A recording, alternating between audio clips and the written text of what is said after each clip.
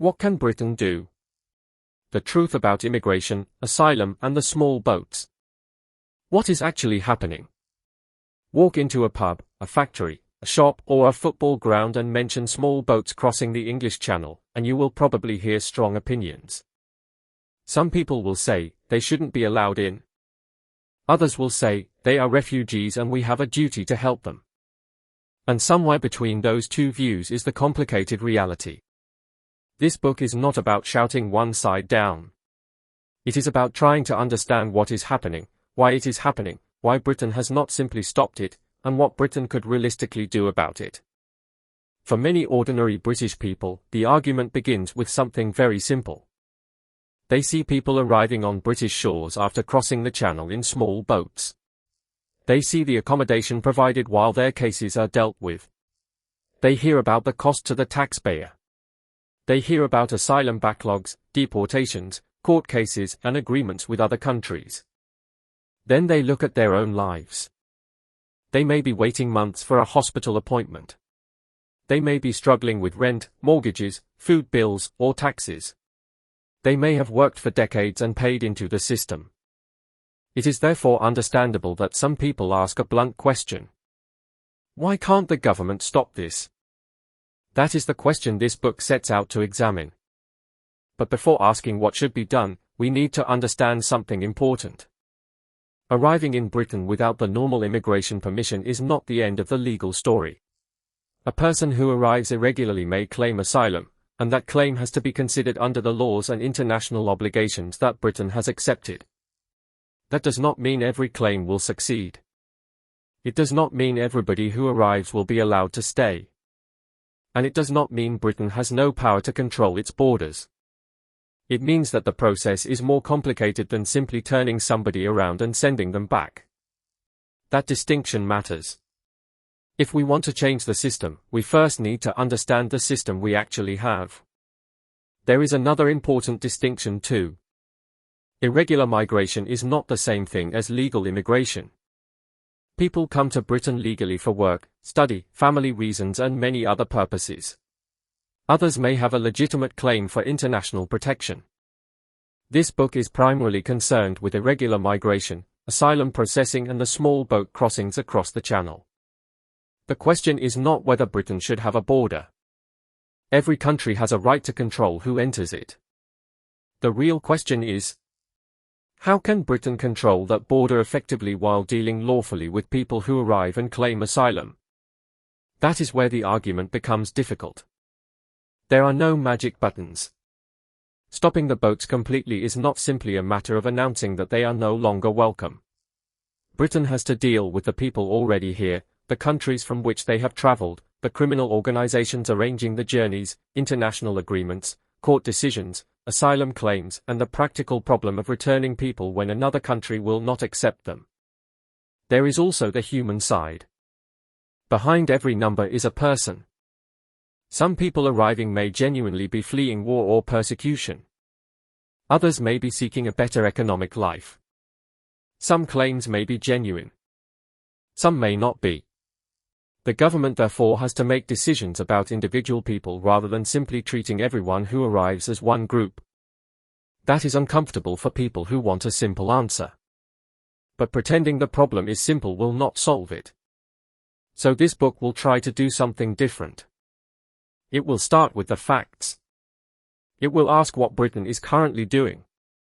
It will examine what is working and what is not. It will look at the money being spent, the agreements being made, the asylum system, returns, people smuggling organizations and the countries involved. Then, most importantly, it will ask, what could Britain actually change? Not violent action. Not vigilantism. Not attacking people. Not blaming an entire religion or nationality for the actions of individuals. Those things solve nothing. The aim is to look at practical measures that a democratic country could introduce through law, government policy, and international cooperation. Some ideas may be expensive. Some may be unpopular. Some may require new agreements with other countries. Some may fail. And some may work. But if Britain is going to reduce irregular migration, the public deserves more than slogans. It deserves to understand the problem. And then it deserves an honest discussion about the possible solutions. Chapter 2. Why can't Britain simply stop the boats? If you have watched the small boats arriving on British beaches, the first question that probably comes to mind is very simple. Why don't we just stop them? It sounds like an easy question. Britain is an island. The boats have to cross the English Channel. Surely a country with a modern navy, coast guard, police force, and border agency should be able to prevent them from reaching our shores. The reality is more complicated. The first problem is that the people making these journeys are not usually organizing them themselves. Behind many channel crossings are criminal people smuggling organizations. They arrange the boats, collect money from passengers, and organize the journeys. The people making the crossing may have traveled a very long way before they ever reach the French coast. The smugglers have one important advantage. They do not have to obey the law. They can change their routes, change their boats, change their launch points, and change their methods whenever the authorities begin to catch up with them. And the channel itself is a difficult place to police. It is busy. Commercial ships cross it every day.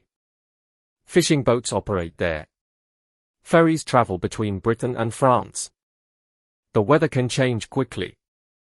There are also French territorial waters and British territorial waters, as well as international maritime rules that govern what authorities can and cannot do.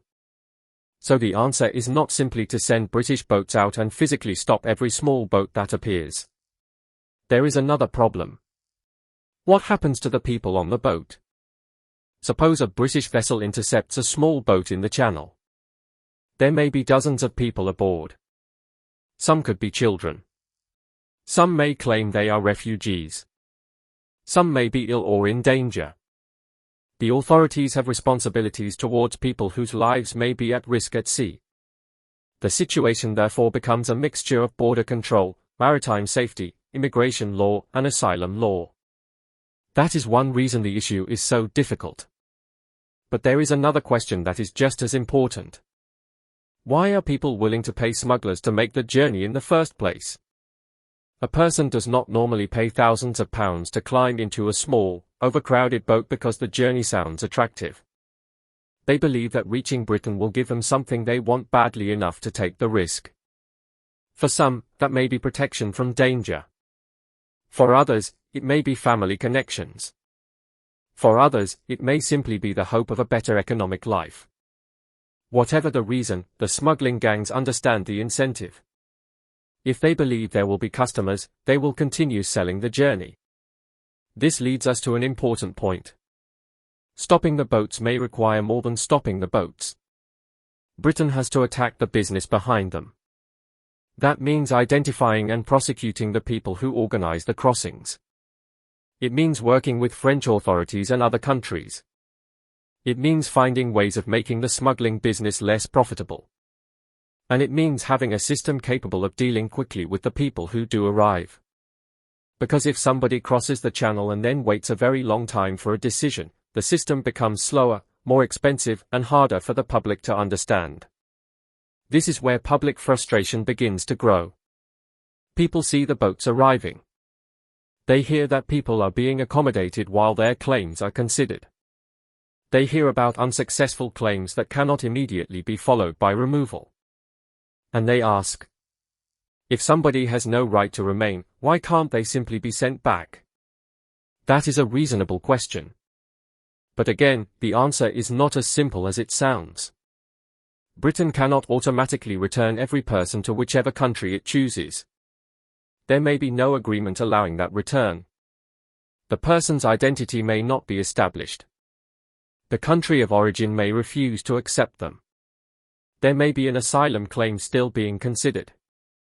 There may also be legal challenges. This is where the public debate often becomes confused. People see the end result. They do not necessarily see all the steps that have to happen behind the scenes. That does not mean the system is working well. It does not mean the government cannot change it. And it certainly does not mean the public should simply accept the situation forever. It means we need to understand where the real obstacles are. Only then can we decide which obstacles should be removed, which laws should be changed, which agreements should be renegotiated, and which policies should be abandoned. That is the purpose of this book. Not to say nothing can be done. Quite the opposite. The question is, what can Britain actually do that will make a measurable difference? That is where we go next. Chapter 3. Where does the system break down? If Britain wants to reduce irregular migration, it needs to know exactly where the problem lies. It is tempting to look at a photograph of a small boat arriving on a British beach and say, there is the problem. But the boat is only the final part of a much longer journey. The real system begins long before somebody reaches the English Channel. A person may leave their home country, travel through several other countries, find their way to northern France, and eventually come into contact with a people smuggling organization. By the time they reach the beach, a great deal has already happened. That means Britain cannot solve the entire problem from the British side of the Channel alone. The first weakness, the smugglers. The people smuggling gangs are businesses. Their product is a journey. They advertise it. They collect money for it. They organize transport. They arrange boats. And when one method becomes difficult, they look for another. That makes them very different from an ordinary criminal who commits an offense once and disappears. They are running an ongoing operation. If Britain wants to reduce crossings permanently, it has to make that business much harder to operate. That means intelligence. It means international police cooperation. It means following the money. And it means making the organizers, rather than simply the passengers, the main target. The second weakness, processing. Once somebody arrives in Britain and claims asylum, the government has to deal with the claim. That requires people to register the claim, establish identity where possible, gather information, examine the circumstances, and make a decision. When there are more cases coming into the system than the system can process, a backlog develops. A backlog creates another problem. The longer people wait, the more expensive the system becomes. Accommodation is required. Staff are required. Legal processes continue. And the public becomes increasingly frustrated because there appears to be no clear end point. A good immigration system therefore needs something that sounds remarkably simple. Fast, accurate decisions. If somebody has a genuine need for protection, they should know as quickly as possible. If somebody does not have a legal basis to remain, that person should also know as quickly as possible. Leaving people in limbo for years helps nobody. The third weakness, returns. This is perhaps one of the most difficult parts of the whole problem. A government can decide that somebody does not have a right to remain. That does not necessarily mean that person can be put on a plane the next morning. The receiving country has to accept them. The person's identity may need to be established. Travel documents may be required. There may be legal appeals. There may be other practical obstacles. This is why the phrase, just deport them, sounds easier than it actually is. But that does not mean returns are unimportant. Quite the opposite. A system that rarely removes people who have no right to remain can eventually lose public confidence. People begin to believe that the decision itself means very little. That is dangerous for any immigration system. The fourth weakness, incentives. There is another question that cannot be avoided. What makes somebody choose Britain? The answer will not be the same for everyone. Some people may have family here. Some may believe Britain offers greater opportunities. Some may believe they will receive better protection. Some may simply believe that once they reach Britain, they will be able to stay. Whatever the reason, smugglers sell the idea that the journey is worthwhile. If that belief can be changed, the number of people willing to pay smugglers may also change. This is why simply making the boats harder to launch may not be enough. If demand remains high, the smugglers will keep looking for another way. The fifth weakness, public confidence. there is one part of the system that governments sometimes underestimate. Public confidence. People need to believe that the immigration system is fair. They need to believe that the rules mean something. They need to believe that genuine refugees can receive protection. They also need to believe that people who have no legal right to remain will eventually leave. When people lose that confidence, anger grows. And when anger grows, political debate becomes more extreme. That is not good for anyone. A government should therefore be thinking not only about numbers. It should also be thinking about whether ordinary people understand what is happening and believe that the system is under control. So where do we go from here? We now have a clearer picture. The problem is not one single thing. It is a chain. Smugglers' journeys, arrivals, asylum claims, decisions, appeals, returns. If one part of that chain fails, pressure appears somewhere else. That gives us a much more useful question than, why doesn't Britain just stop the boats? The better question is, where can Britain intervene in the chain to reduce the number of people making the journey in the first place? That is the question the next chapters will examine. And there may be more than one answer. Chapter 4. Where do we start? By now, we have established something important. There is no single switch that the British government can press to make the small boats disappear. The problem is a chain. People decide to make the journey. Smugglers organize it. Boats are launched. People arrive. Asylum claims are made. Cases are processed. Some people are allowed to stay. Some are refused. And some people who are refused are difficult to return. If we want to reduce the number of people arriving, we therefore need to attack the problem at several points. But where should we start? The first answer is obvious. Stop making the dangerous journey attractive to the smugglers' customers. That does not mean threatening people. It does not mean treating people cruelly. It means making the message clear. Getting into a small boat and crossing the channel is not a guaranteed ticket into Britain. The journey is dangerous. The outcome of an asylum claim is not guaranteed. And if a person has no legal right to remain after the process has been completed, there must be a realistic system for returning that person. That message needs to be clear before somebody pays a smuggler. At present, a smuggler can sell a simple story. Get to Britain and your future will be better. Britain needs to replace that story with something more accurate. If you need protection, your claim will be considered. If you have no right to remain, the system will deal with your case and you may be returned. That is not a slogan. It is a policy message. But words alone will not solve the problem. The second part is much more important. Britain needs decisions to be made quickly. Imagine two people arriving on the same day. One has a genuine claim for protection. The other does not. The fair system should be able to identify the difference as quickly as possible. The first person should receive protection. The second should receive a refusal and, where legally possible, be returned. Neither person should be left waiting for years simply because the system cannot keep up. Speed matters because delay creates costs. It costs money to provide accommodation. It costs money to process cases. It costs money to deal with appeals.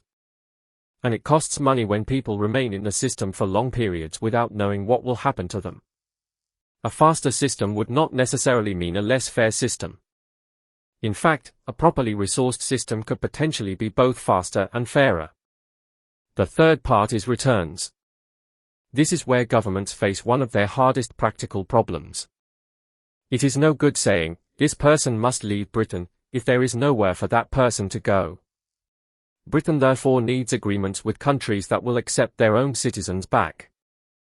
Those agreements need to work in practice, not simply exist on paper. That may require diplomacy.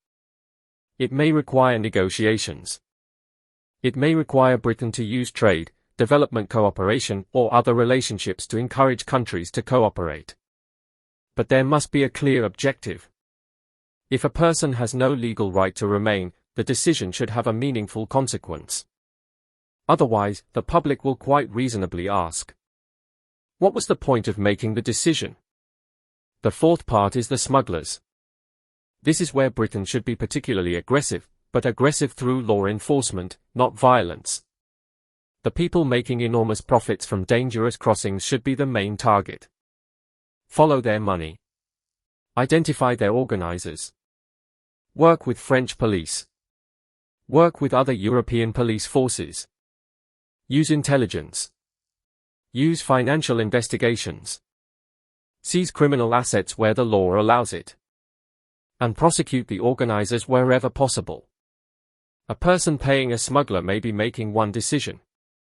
The person running the smuggling operation may be making hundreds. Take away the business, and you attack the problem at its source. Finally, Britain needs to regain public confidence. That does not mean telling people what they are supposed to think. It means telling them what is actually happening. How many people arrived? How many claims were successful? How many were refused? How many people were returned? How much did accommodation cost? How long did decisions take? How many people are still waiting? And what is the government doing differently this year compared with last year? Give the public the numbers. Give them the facts. Explain the difficulties. And then explain what is being done about them. People can accept difficult situations when they believe somebody is genuinely trying to solve them. What they struggle to accept is the feeling that nobody is in control. That may be the most important lesson of all. A successful immigration policy does not have to please everybody. But it does need to be understandable. It needs to be enforceable. And above all, it needs to have consequences. That is where the real discussion begins. Because if Britain wants fewer small boats crossing the Channel, it needs to stop asking only, how do we stop the boat? It needs to ask, why is the boat being launched in the first place? And that is the question we will examine next.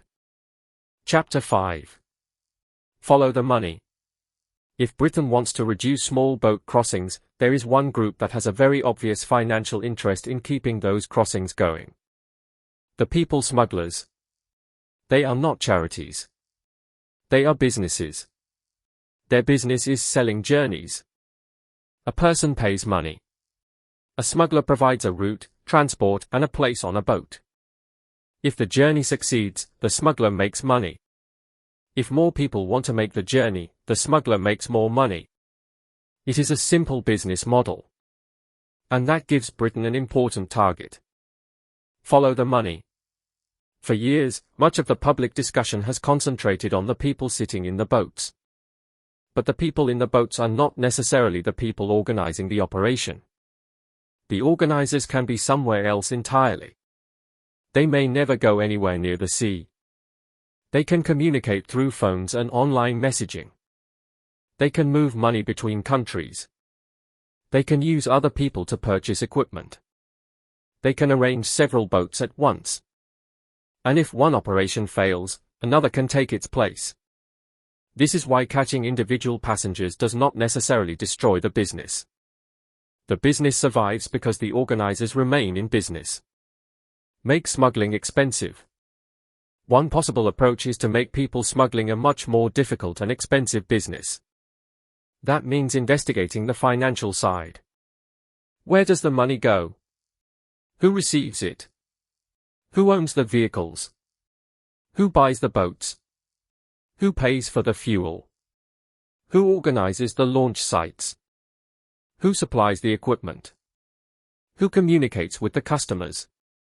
And where are the profits eventually moved? Modern financial investigation can sometimes reveal criminal networks that are difficult to see from the beach. Money leaves a trail. That trail should be followed. Britain cannot do this alone. The smugglers do not operate only in Britain. The channel is between Britain and France.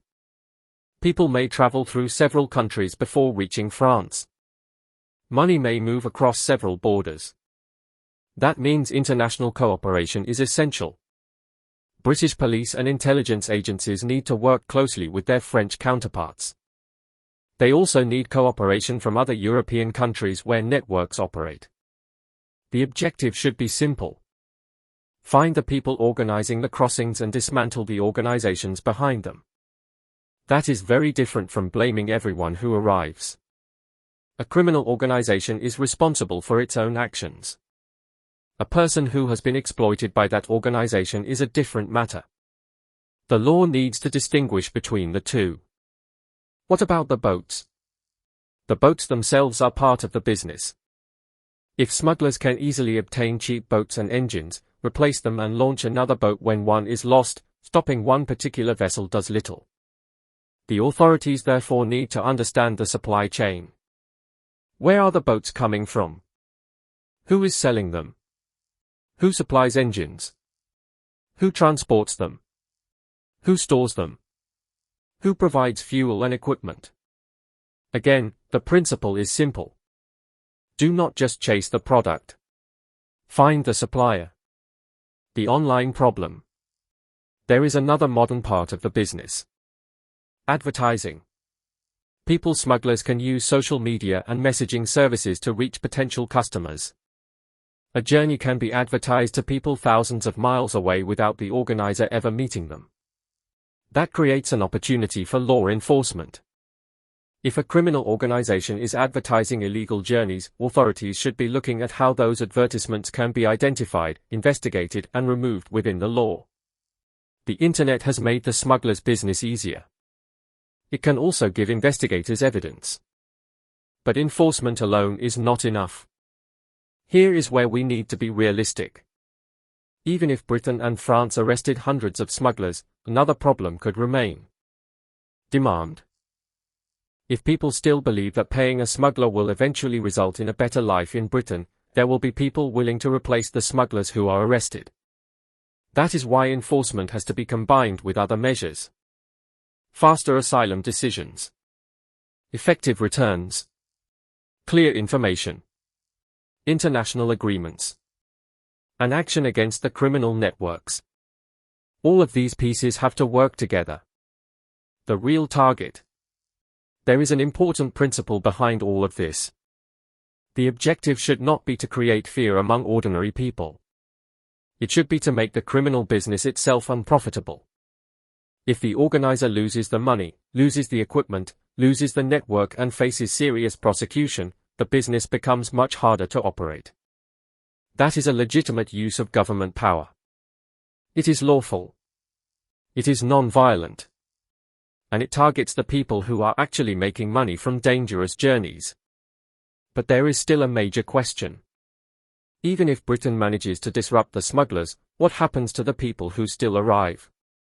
That brings us to the next part of the problem. The asylum system itself. Chapter 6. What happens when they arrive? For somebody watching the small boats arrive on television, it can look very simple. A boat reaches Britain. People get off. They are taken away by the authorities. And then what? This is where the public often loses sight of what happens next. The people who arrive may make asylum claims. Once a person claims asylum, the government cannot simply decide that the person does not belong in Britain and send them away without following the required process. The claim has to be considered. That is one of the uncomfortable facts at the center of this debate. It does not mean that every claim is genuine.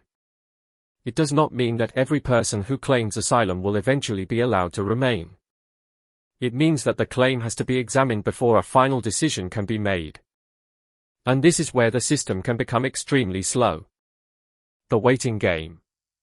Imagine arriving in Britain and being told that your case may take months or even years to resolve. You don't know whether you will be allowed to stay. You don't know whether you will be sent back. And while you wait, the government has to provide somewhere for you to live if you have no other accommodation. That costs money. The longer the wait, the greater the cost. This is one of the reasons the speed of decision-making matters so much. A properly functioning system should aim to reach a decision as quickly as possible without sacrificing fairness. If someone genuinely needs protection, they should not have to spend years wondering whether they will receive it. But equally, if someone does not qualify for protection, there should be a functioning system for dealing with that decision. The hotel question. One of the things that has caused enormous public anger is the use of hotels and other temporary accommodation. People see hotels being used to house asylum seekers and compare that with their own experiences of trying to find accommodation or dealing with public services. They ask, why are they being put in hotels when ordinary British people are struggling? That question deserves an honest answer rather than being dismissed. The government's argument is that people who have claimed asylum and have nowhere else to live need accommodation while their claims are being processed. The government's problem is that when the asylum system becomes overloaded, temporary accommodation can remain occupied for long periods. That makes an expensive temporary solution become a much bigger expense. There is therefore a straightforward policy question. How do you reduce the amount of time people need temporary accommodation? The obvious answer is to reduce the time taken to reach decisions. That means more trained decision makers, better administration, fewer unnecessary delays, and a system capable of dealing with appeals and other legal processes efficiently. 3 possible outcomes. Once an asylum claim has been properly considered, there are broadly 3 possible directions.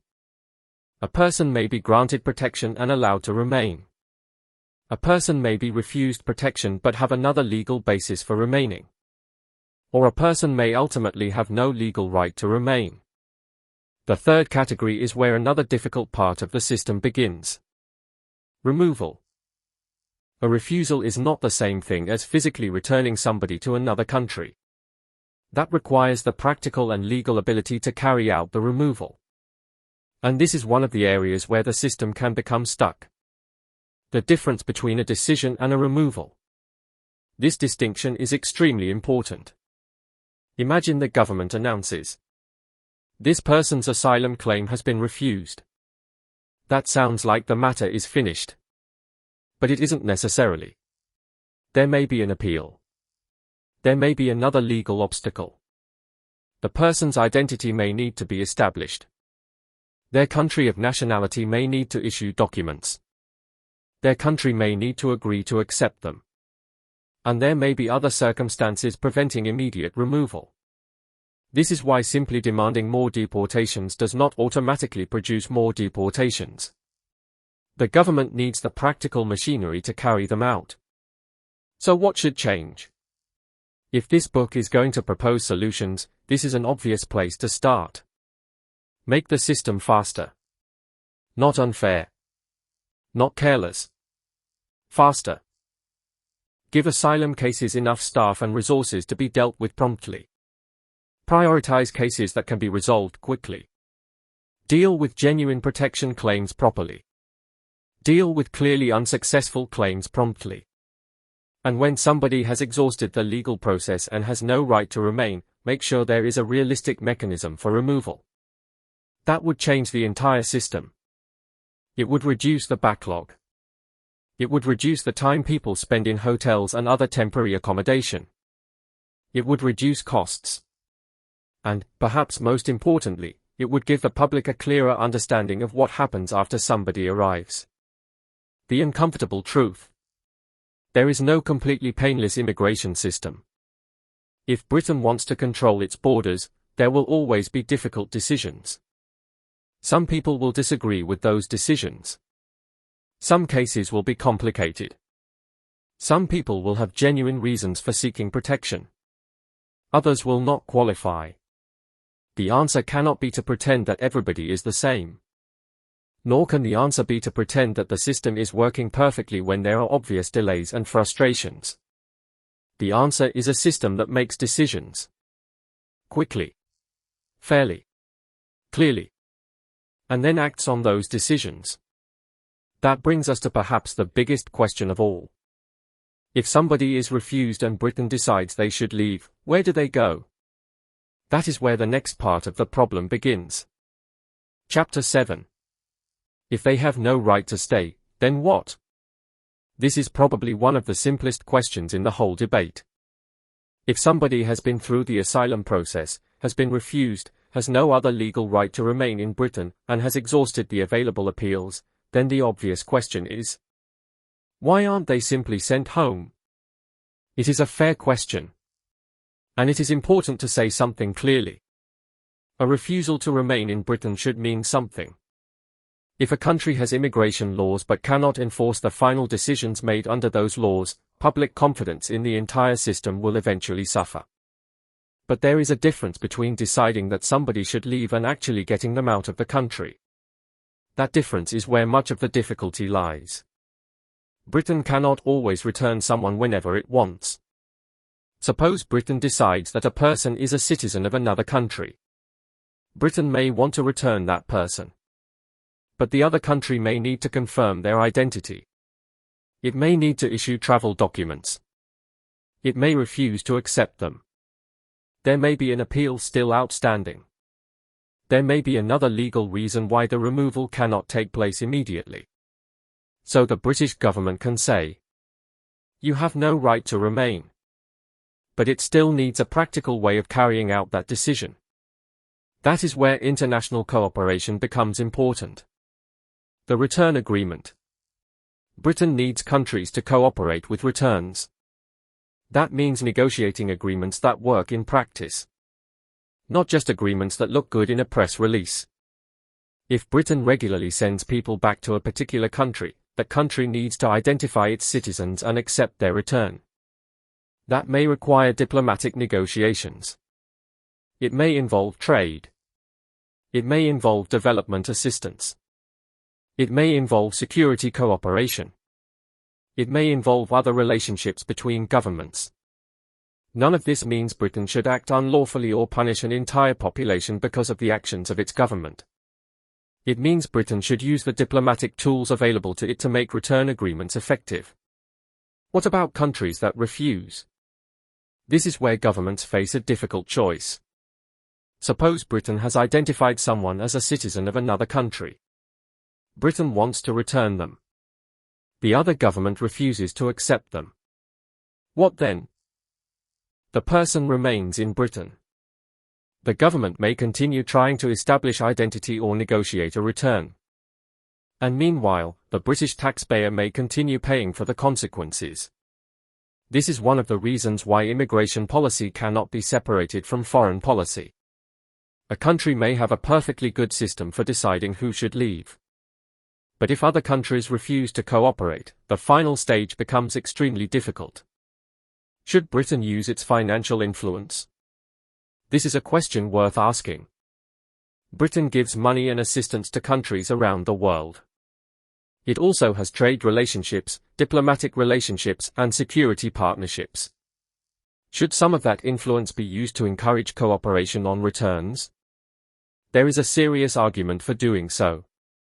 If a country wants the benefits of a close relationship with Britain, it is reasonable to ask whether that relationship should include cooperation on identifying and accepting its own citizens. But there is also a danger. Foreign aid can provide humanitarian assistance to ordinary people who have done nothing wrong. Punishing an entire population because its government refuses to cooperate could create another problem without solving the first one. So the objective should be targeted pressure on governments and criminal networks, not punishment of innocent people. What about countries where returning someone may be dangerous? This is another area where simple answers do not work. Britain cannot simply return somebody to a place where doing so would put them at serious risk if the law prevents that return. This is one of the reasons asylum and human rights rules exist. The public may disagree with some of those rules. They may believe they are too generous. They may believe they prevent governments from controlling their own borders. Those are legitimate political arguments. But if Britain wants to change those rules, it needs to do so through lawful political and democratic processes. It cannot simply pretend the rules do not exist. The principle of consequence. There is, however, a principle that should be at the heart of any effective system. A final decision must have a consequence. If somebody is granted protection, Britain should say so clearly. If somebody is refused and has another legal basis to stay, that should be clear. If somebody is refused and has no right to remain, there should be a realistic route towards departure. That does not mean every removal will happen immediately. It means the system should be designed to make removal the normal outcome where there is no legal obstacle. Without that principle, the system becomes difficult for ordinary people to understand. What could Britain do? There are several possible approaches. Britain could negotiate more effective return agreements. It could improve cooperation with countries of origin. It could invest more heavily in identifying people whose claims have failed. It could speed up the documentation process. It could use diplomatic and economic influence more effectively. And it could make the consequences of a failed claim much clearer from the beginning. None of these measures is a magic solution. But together they could make the final stage of the immigration system much more effective. And that brings us back to the beginning. If people know that reaching Britain does not automatically mean they will be allowed to stay, the incentive to pay a smuggler may eventually become weaker. That is the connection between returns and small boats. The two problems may appear separate. They are not. And if Britain wants to reduce crossings, it needs to understand that entire chain. The next question is therefore, what happens if Britain changes the incentives? Chapter 8. Change the incentive. If Britain wants to reduce the number of people crossing the channel in small boats, it has to ask a difficult question. Why are people making the journey? There is no single answer. Some people may genuinely fear persecution or conflict. Some may have family already living in Britain. Some may believe they will have better opportunities here. Some may believe that once they reach Britain, they will be allowed to stay. And some may simply be following the advice of people smugglers who promise them a better future. Whatever the individual reason, the smugglers understand one thing very well. There is demand for their service. And where there is demand, there is money to be made. That is why changing the incentive matters.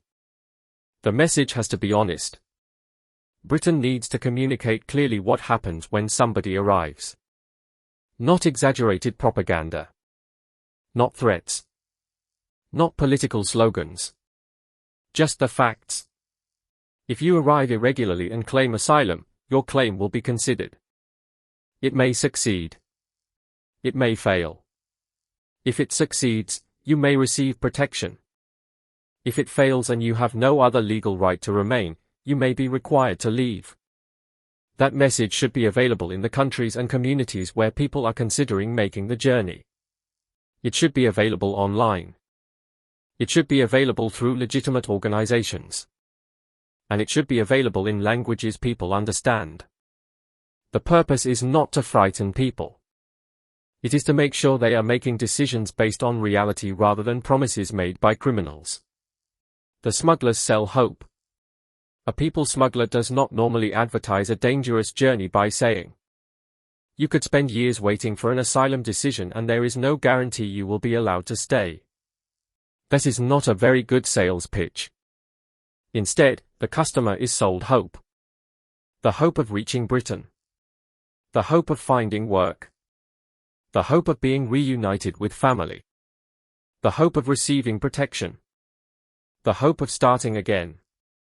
That hope can be powerful. And when someone has already traveled thousands of miles, they may be prepared to take enormous risks to reach the final destination. Britain therefore needs to challenge the smuggler's sales pitch with accurate information. But information alone is not enough. Here is the important part.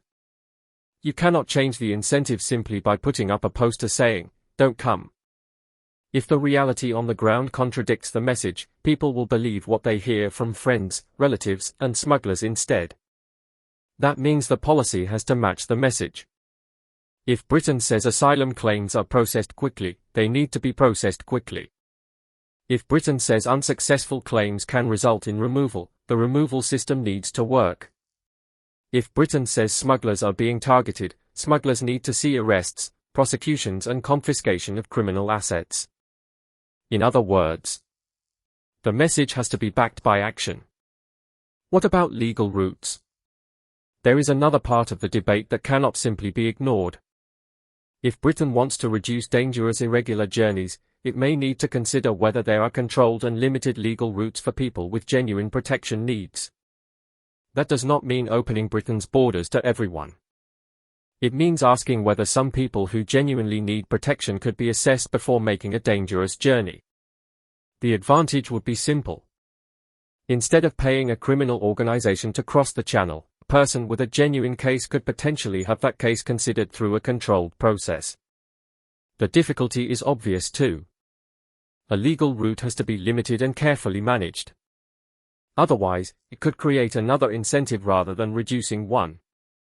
So the question is not simply, should Britain have legal routes? The better question is, would a carefully controlled legal route reduce dangerous irregular journeys without creating a larger problem? That is something that can be measured rather than argued about emotionally. The biggest change would be certainty. Perhaps the strongest incentive Britain could create is certainty. Not certainty that everybody will be accepted.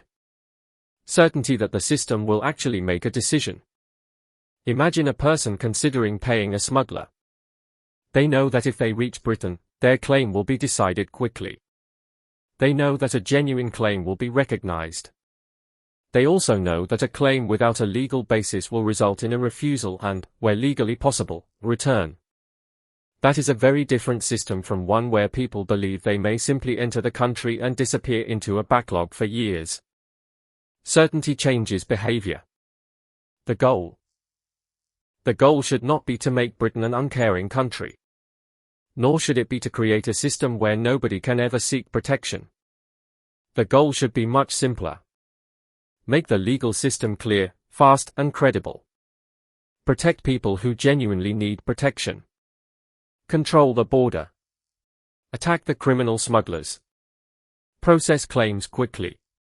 Return people who have no legal right to remain, where the law permits. And make sure people considering the journey understand the reality before they hand their money to a criminal. If those things happen together, Britain may be able to reduce the demand for small boat crossings. But there is still another problem.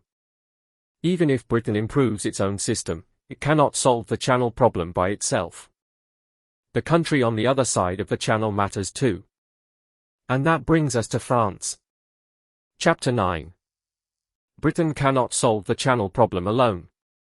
The English Channel separates Britain from France by only a relatively short distance.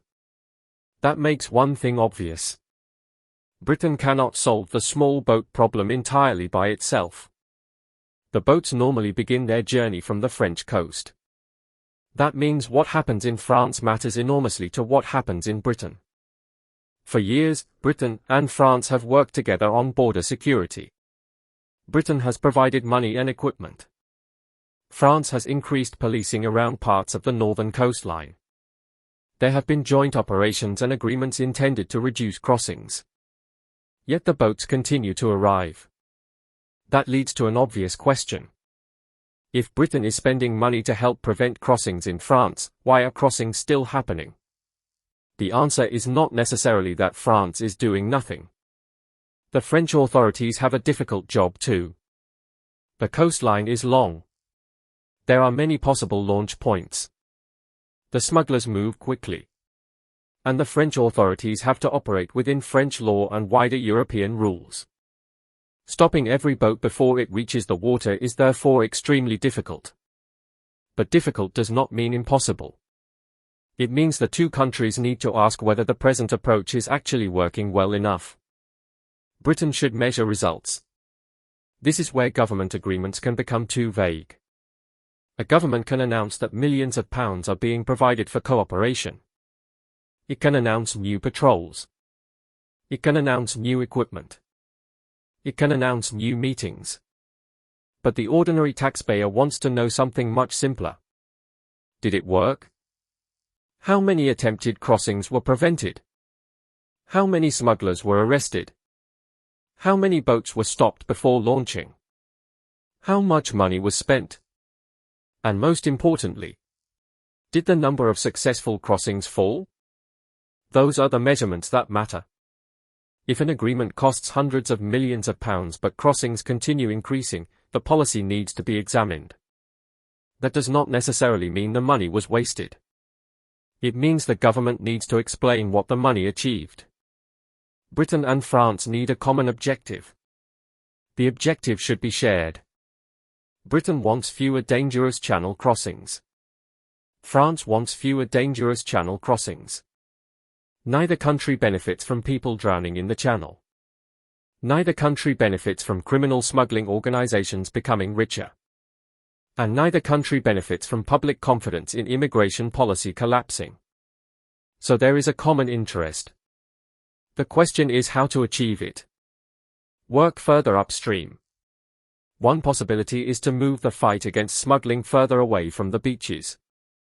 If smugglers are obtaining boats, engines, and equipment somewhere in Europe, that supply chain should be investigated.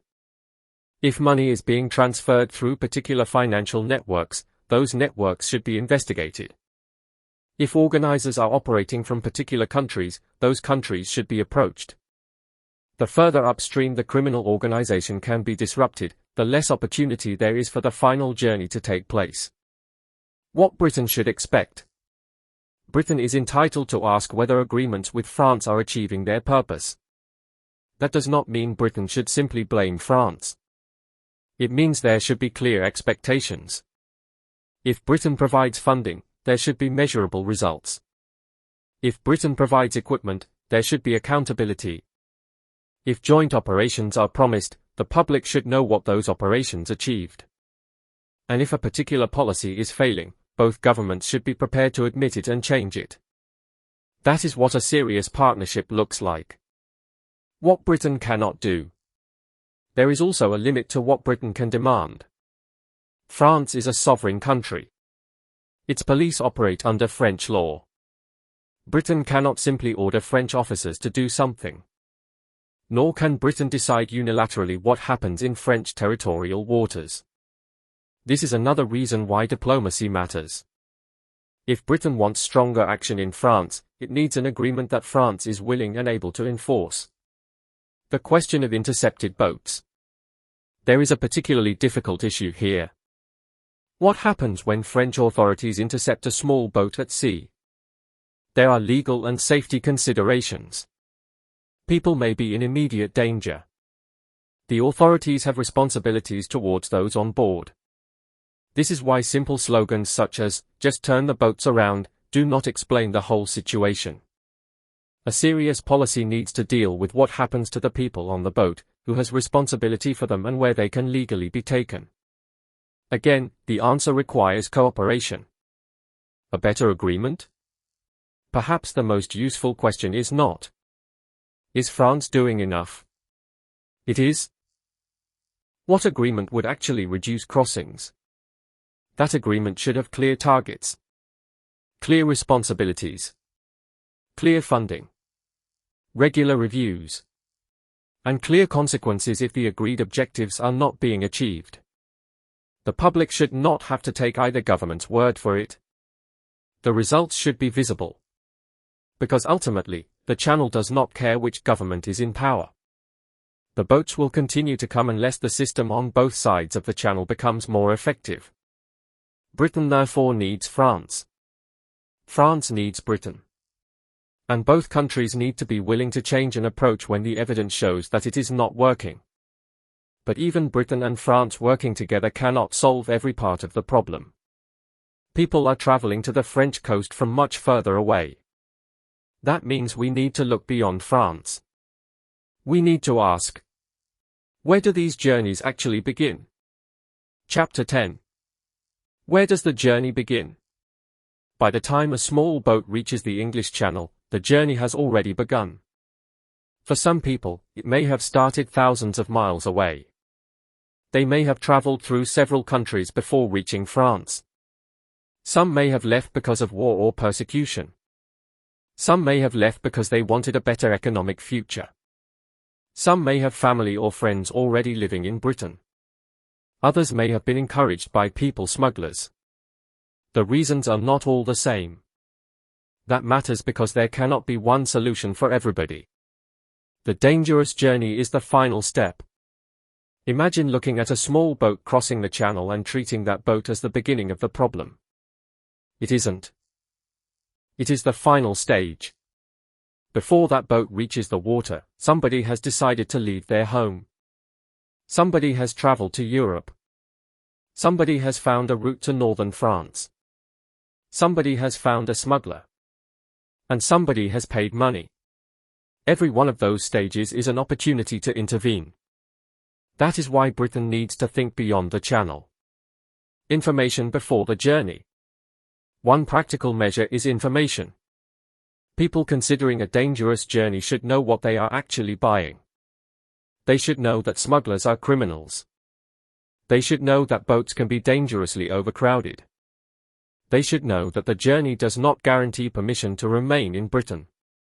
And they should understand that asylum is a legal process, not an automatic right to settle permanently. This information needs to be honest.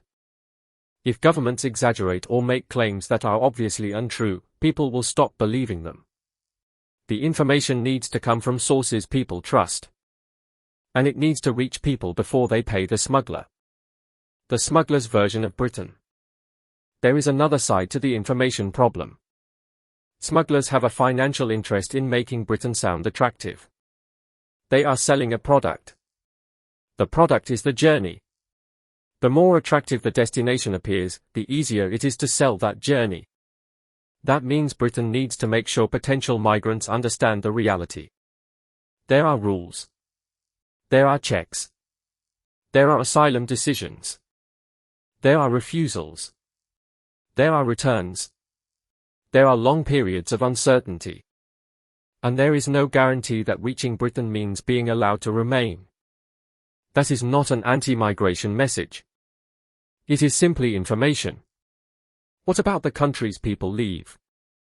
This is where the argument becomes much more complicated. Britain cannot fix every problem in another country. It cannot end every war.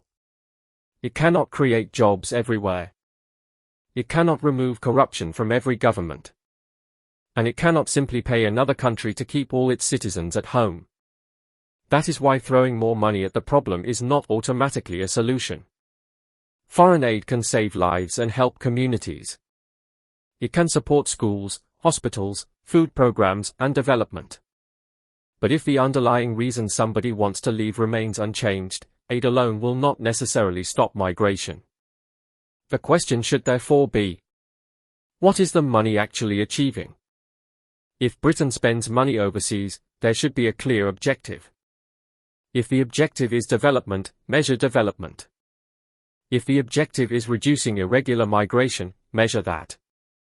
And if a program is not achieving its purpose, change it. Development and migration.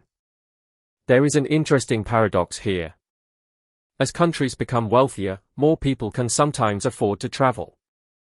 A person living in extreme poverty may not have enough money to pay a smuggler. A person whose circumstances improve may suddenly have the resources to make the journey.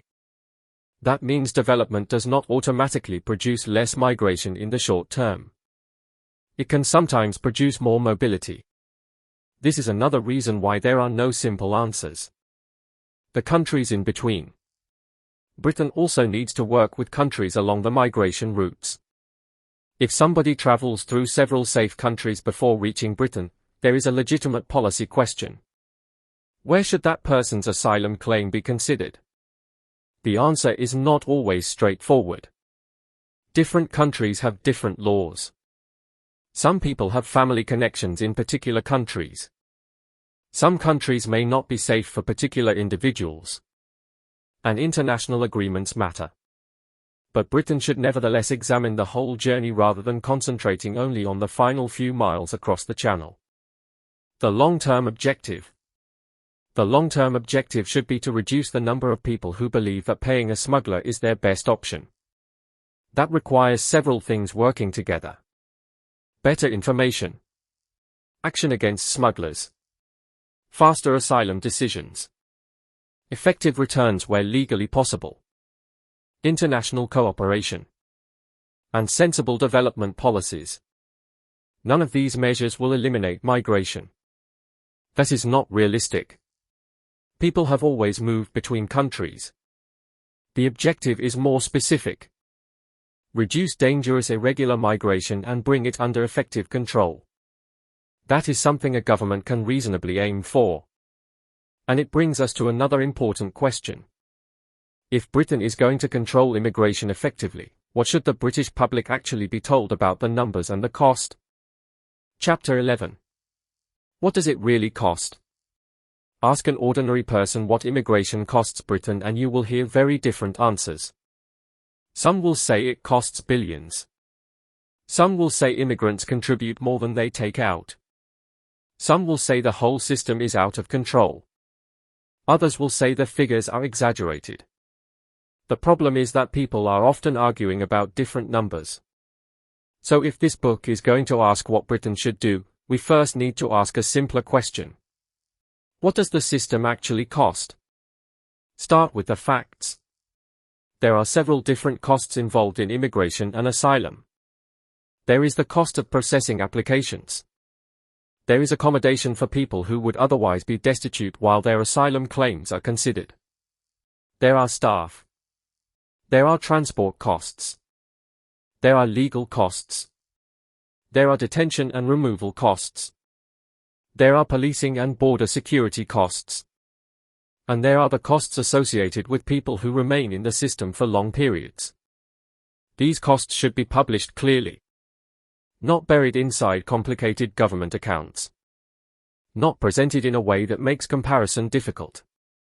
The public should be able to see where the money goes. Hotels became the symbol. For many people, hotels became the symbol of the whole immigration debate. They saw pictures of hotels being used to accommodate asylum seekers. They saw people being brought into towns and villages. And they compared this with their own experience of struggling to find somewhere to live. That created anger. Whether somebody agrees with that anger or not, it is real. A government that ignores public frustration makes the problem worse. But there is another important question. Why were hotels being used in the first place? The answer is largely connected to the size of the backlog and the lack of sufficient alternative accommodation. Hotels are expensive. They were intended as temporary accommodation. If people remain in them for long periods, the cost becomes much greater. That creates a strong argument for faster processing. Cost is not the only issue. There is another mistake we should avoid. It is tempting to say, they cost Britain money, therefore they should not be here. That is too simple. Some people who arrive will eventually receive protection and may go on to work, pay taxes, and contribute to British society. Others may have their claims refused. Others may remain in Britain for different legal reasons. The financial effect therefore depends on what happens after arrival. This is why simply counting the cost of accommodation does not tell us the whole story. The taxpayer deserves clarity. There is, however, a perfectly reasonable principle. If public money is being spent, the public should know how much and why. That applies to asylum seekers. It applies to pensions. It applies to hospitals. It applies to foreign aid. It applies to defense. It applies to everything. Taxpayers should not have to rely on rumors on social media to understand where their money is going. Government should publish the figures. And it should explain them. The hidden cost of delay. One of the biggest costs may not be the individual asylum claim. It may be the delay. Suppose a case could reasonably be decided in a few months but instead takes years. During that period, accommodation may be required. Staff time is required. Legal processes continue. And the person remains in an uncertain position. Multiply that by thousands of cases and the cost becomes substantial. This is why improving the speed of the system could potentially save money as well as improve fairness.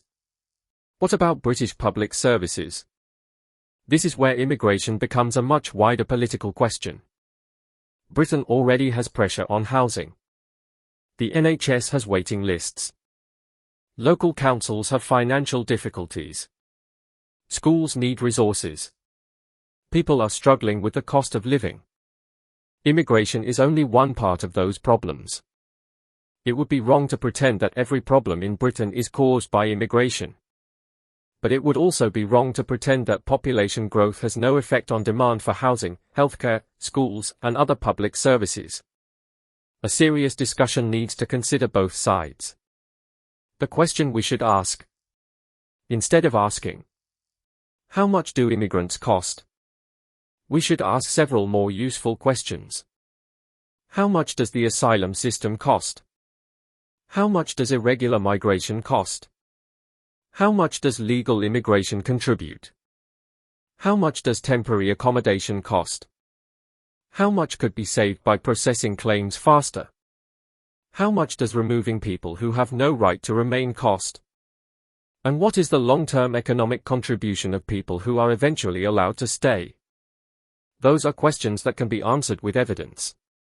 And evidence is what this debate desperately needs. The danger of exaggerated numbers. There is another reason to insist on accurate figures. If politicians exaggerate, if campaigners exaggerate, if social media exaggerates, eventually people stop knowing what to believe. One person says there are millions of recent arrivals. Another says the numbers are tiny. Neither statement may tell the whole story.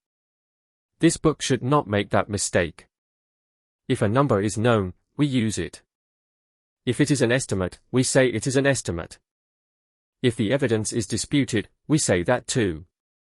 The reader deserves nothing less. The real cost. Perhaps the greatest cost of an uncontrolled-looking system is not even financial. It is confidence. If people believe that the government has lost control of the border, they lose confidence in government itself.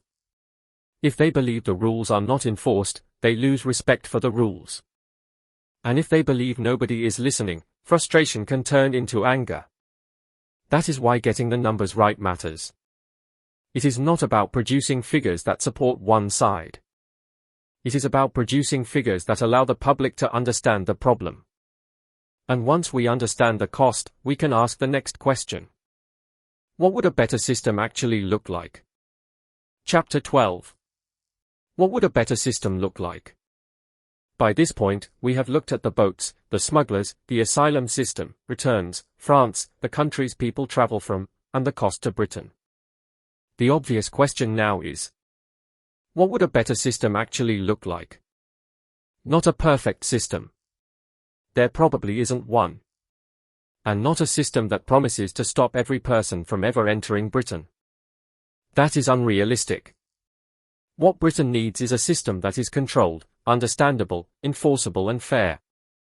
It should have rules. Those rules should mean something. And the public should be able to see that they are being enforced. Step 1. Control the border. The first responsibility of any government is to know who is entering the country. That does not mean turning Britain into a fortress. It means having an immigration system that the government can actually manage. People arriving through normal legal routes should be processed through the appropriate checks. People arriving irregularly should be identified and dealt with through the asylum and immigration system. The important point is that there should not be an assumption that arrival automatically means permanent residence. Step 2. Decide quickly. The second part is speed. An asylum claim should not take years to decide simply because the system is overwhelmed. Britain should have enough trained staff to process cases properly and quickly. Straightforward cases should be dealt with quickly. More complicated cases may take longer. But there should be a clear target for decision-making. The public should know how long cases are taking. And the government should publish the figures. Step 3. Protect genuine refugees. A controlled immigration system does not have to be an uncaring system. If somebody genuinely needs protection, Britain should provide it according to the law. That is one of the reasons the asylum system exists. But protection should be based on the individual case. It should not simply be a consequence of successfully reaching British territory. That distinction matters. Step 4. Deal quickly with unsuccessful claims. If a person has been through the process and their claim has been refused, the system should move to the next stage. There may be legitimate appeals. those appeals should be heard properly. But once the legal process is complete, there should be a clear outcome. If the person has another legal right to remain, that should be recognized. If they do not, the government should take the necessary steps towards departure. Step 5. Make returns work. This is one of the biggest weaknesses in any immigration system. A refusal is only meaningful if there is a realistic way to carry it out. Britain therefore needs stronger return agreements. It needs better cooperation with countries of origin. It needs quicker identification and documentation. And it needs to use diplomacy effectively. Where a person has no right to remain and there is no legal barrier to removal, removal should not become an endless process. Step 6. Attack the smugglers. The people making money from dangerous channel crossings should be a major target. Police should follow the money. Investigators should identify the organizers. Criminal assets should be seized where the law permits. International police cooperation should be increased. And online advertising for smuggling operations should be investigated. The objective should be to make people smuggling a dangerous business for the criminals running it. Step 7. Work with France. Britain cannot solve the Channel problem without France. The two countries should have measurable objectives. If Britain provides money, the public should know what it achieved. If France provides policing, the results should be measured. If the policy is failing, both governments should be prepared to change it. There should be less emphasis on announcements and more emphasis on results. Step 8. Give people accurate information. People considering the journey should know what actually happens after arrival. They should know that claiming asylum does not guarantee permanent residence. They should know that cases can be refused. They should know that people with no legal right to remain can be required to leave. And they should know that smugglers are criminals who may lie to them in order to make money. That information should be available before people pay for a dangerous journey. Step 9. Publish the numbers. Every month, the public should be able to see how many people arrived irregularly, how many asylum claims were made, how many claims were accepted, how many were refused, how many people were returned, how many cases remain outstanding, how much temporary accommodation cost, and how long decisions took. No spin. No hiding behind complicated statistics. Just the numbers. Step 10. Judge the policy by results. This may be the most important principle. Governments should not be judged by how impressive their announcements sound. They should be judged by what happens afterwards. Did crossings fall? Did the backlog fall? Did decisions become faster? Did returns increase? Did smuggling networks become weaker? Did accommodation costs fall? Did public confidence improve? If the answer is no, change the policy. That is how most other problems are managed. Immigration should be no different. The aim. The aim of this book is not to pretend that Britain can completely eliminate migration. That is neither realistic nor desirable. People will continue to come to Britain legally. Some people will continue to need international protection. Britain will continue to have obligations under the law. But Britain can decide how it manages those obligations. It can decide how quickly claims are processed. It can decide how seriously it targets criminal smugglers. It can negotiate better agreements. It can improve returns where legally possible. And it can make the entire system easier for the public to understand. The real objective is therefore not stop everybody coming. It is control the system. A country that controls its immigration system can make choices. A country that does not control it is forced to react to events. Britain needs to move from reacting to managing. And that brings us to the question that may determine whether any of these ideas can actually work. What will it cost to put them into practice? Chapter 13. What will it cost to fix the problem? There is an old saying. If you think education is expensive, try ignorance. The same principle applies to government. If Britain wants to change its immigration system, it will cost money. There is no point pretending otherwise. More border enforcement costs money. More asylum decision makers cost money. Police investigations cost money. Detention and removals cost money. International agreements cost money. And improving the system will require investment. But there is another question that must be asked. What is the cost of doing nothing? Doing nothing is not free. It can sometimes look as though maintaining the current system is the cheaper option. It isn't necessarily. If asylum decisions take too long, accommodation costs continue. If people cannot be returned after a final refusal, the costs continue. If smugglers continue operating, more people will attempt the journey. If crossings continue, more resources are required for border enforcement and emergency responses. And if public confidence continues to fall, there can be political and social consequences that are much harder to put a price on. So the choice is not necessarily between spend money or save money.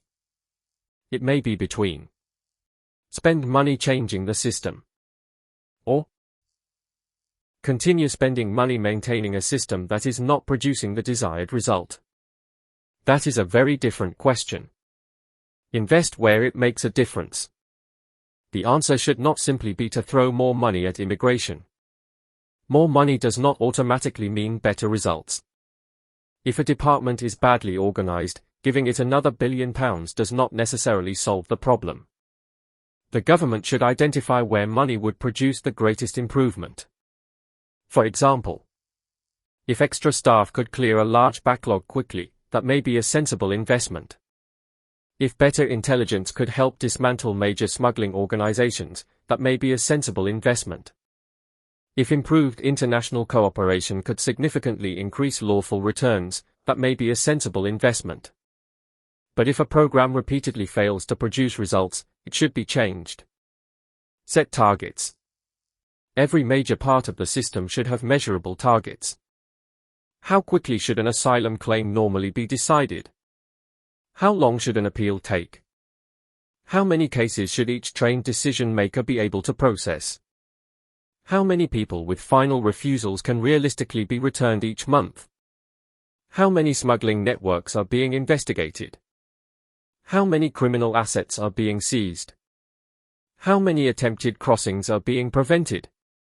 These are not impossible questions. Governments already measure performance in many other areas. Immigration should be treated in the same way. Publish the results. There is another simple proposal. Tell the public whether the targets are being met. If the government succeeds, say so. If it fails, say so. If a policy costs more than expected, explain why. If a policy does not work, change it. That would be a refreshing approach to government. It would also help reduce the endless argument over whether politicians are telling the truth. The numbers would be there for everyone to see. The cheapest solution may be the quickest one.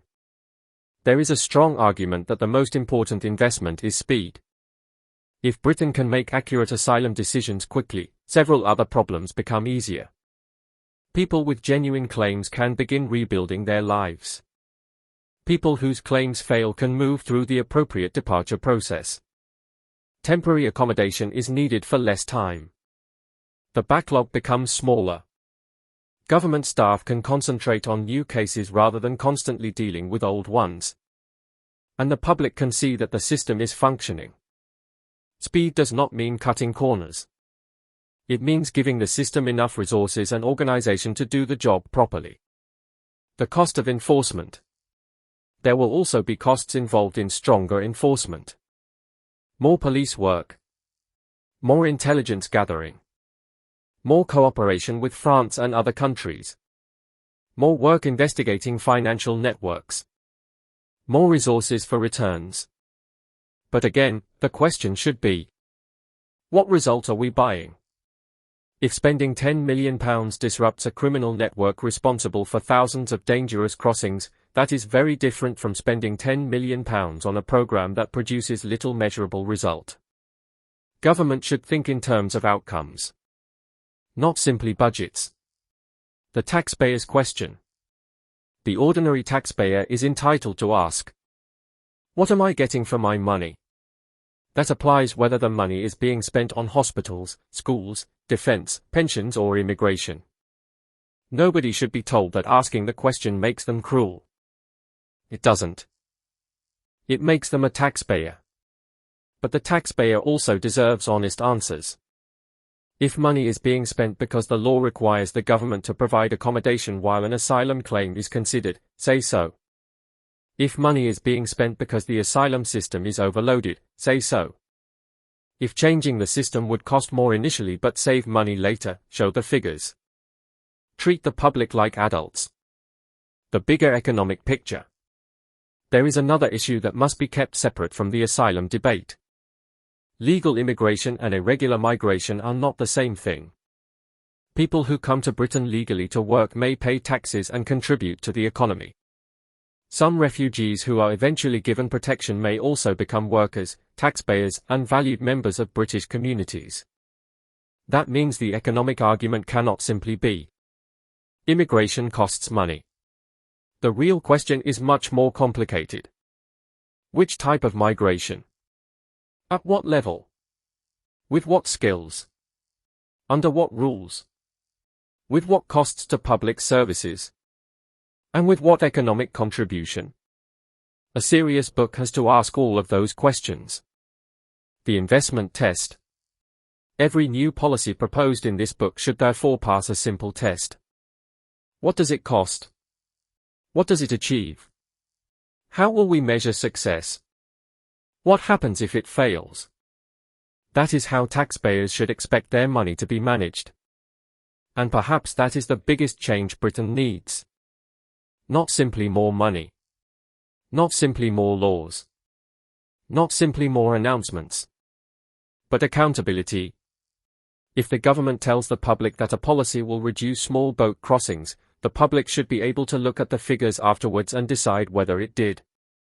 If it didn't, change it. That brings us to an even bigger issue. Money and policy are important. But ultimately, immigration is also about public confidence. And if the public stops believing that the system is fair, controlled and enforceable, the consequences can go far beyond the balance sheet. Chapter 14. When public confidence breaks down. There is something more important than statistics. It is trust. A government can publish figures every month, announce new policies and hold endless meetings. But if ordinary people no longer believe that the system is fair or under control, those announcements will mean very little. That is when frustration begins to turn into anger. People want to believe the rules matter. Most people understand that a country needs rules. They understand that there have to be rules about who can enter, who can stay and who must leave. They may disagree about what those rules should be. But they generally expect the rules to mean something. If somebody follows the proper immigration process, they may reasonably ask why somebody else who arrives through an irregular route appears to receive accommodation and support while their own family is struggling. That question should not automatically be dismissed as hatred. It is a question about fairness. The government needs to answer it. Anger is not the same as hatred. There is an important distinction here. A person can be angry about immigration policy without hating immigrants. A person can believe that Britain accepts too many people without believing that every immigrant is a bad person. A person can want stronger border controls without wanting anybody harmed. Those distinctions matter. If the government dismisses every criticism as racism or bigotry, it risks making people feel that they are not allowed to raise legitimate concerns. And when people feel that they cannot be heard through normal political channels, frustration can become stronger. But anger cannot become violence. There is another line that must never be crossed. People have the right to protest. They have the right to criticize the government. They have the right to campaign for changes to immigration law. They do not have the right to attack people because of where they come from, their religion or their appearance. Vigilantism is not border control. Violence is not immigration policy. And attacking innocent people will not solve the problems discussed in this book. In fact, it can make them worse. It can frighten communities. It can create further division. It can make sensible political discussion almost impossible.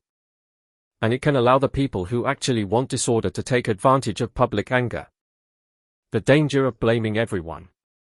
This is particularly important when discussing crime.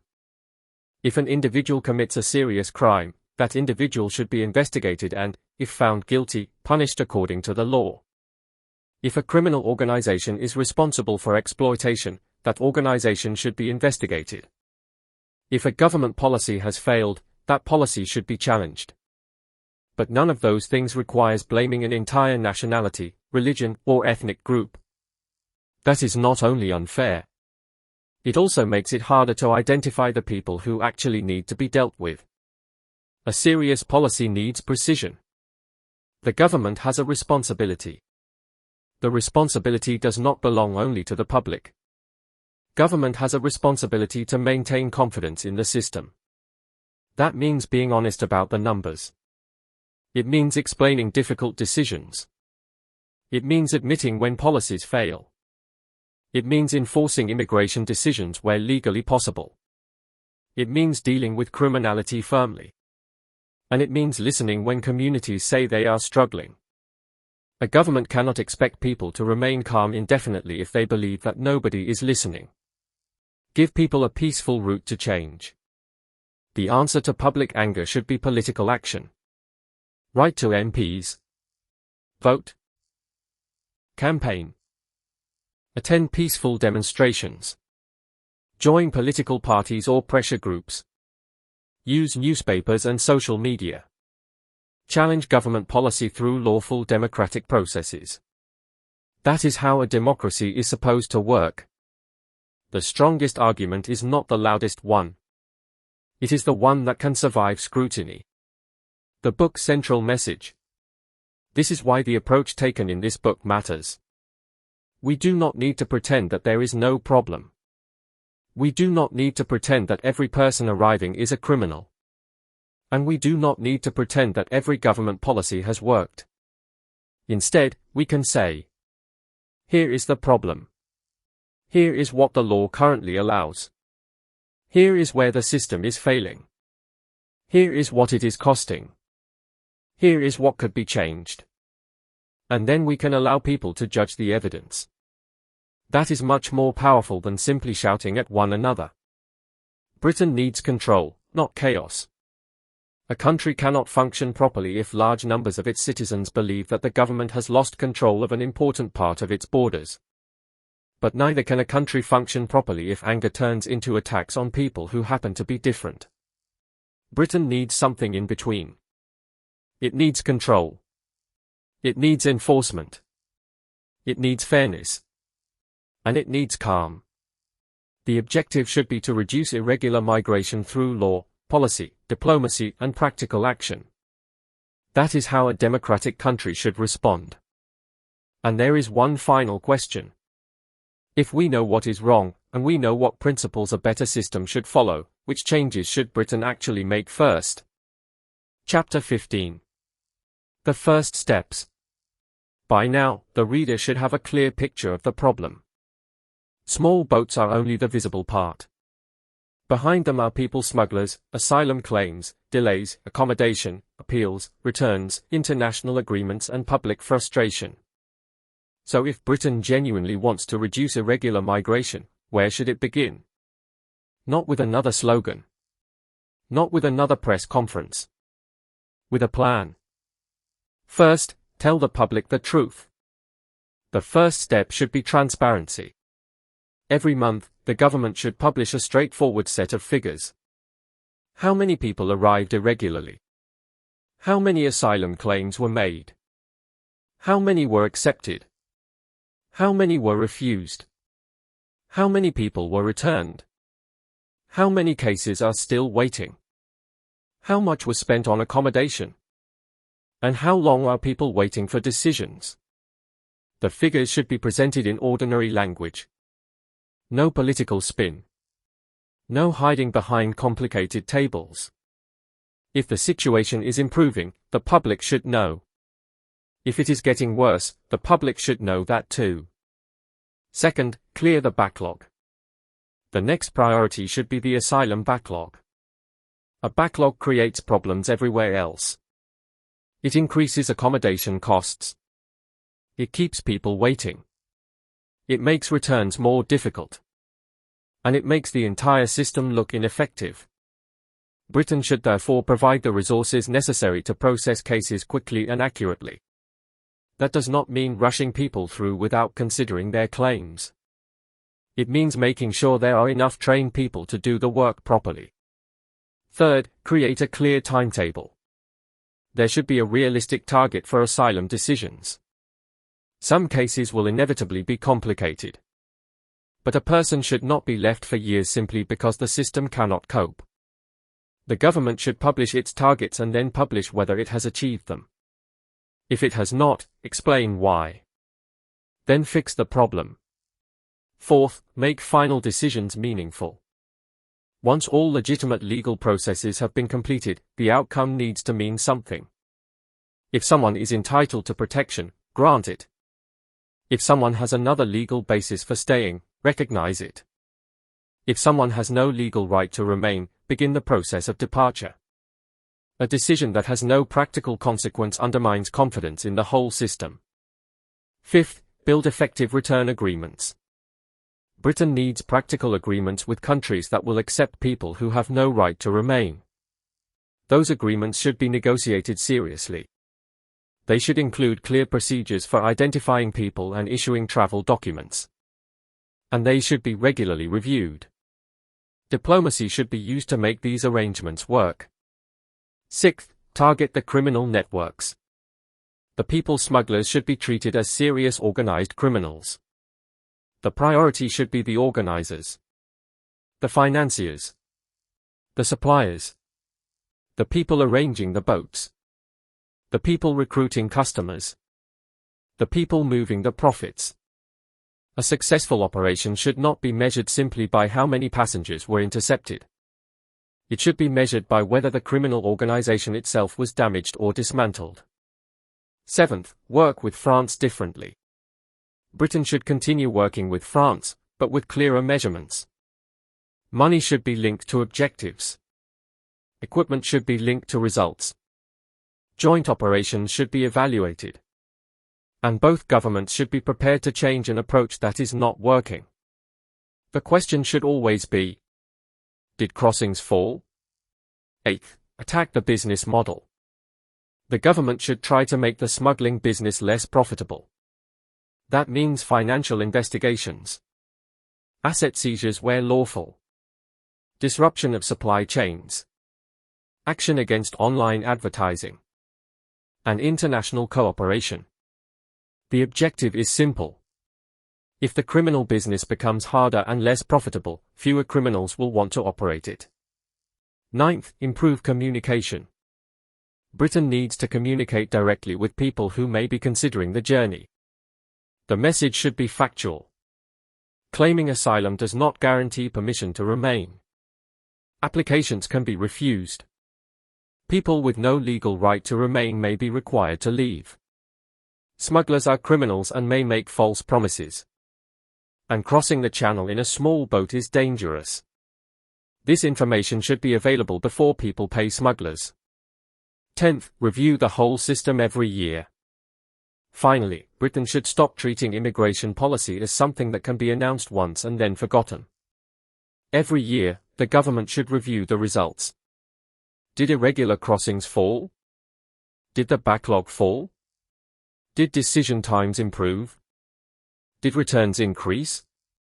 Did smuggling networks suffer? Did accommodation costs fall? Did public confidence improve?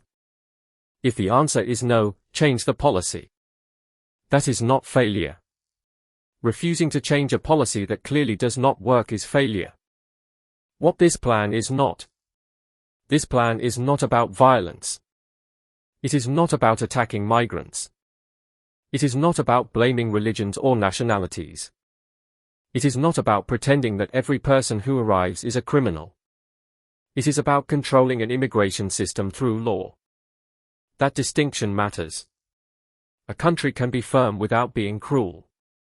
It can enforce its borders without abandoning compassion. It can protect genuine refugees while refusing claims that do not meet the legal requirements. And it can challenge government policy without turning against its fellow citizens. The first 100 days. If a new government genuinely wanted to begin changing the system, it should not spend its first 100 days simply making speeches.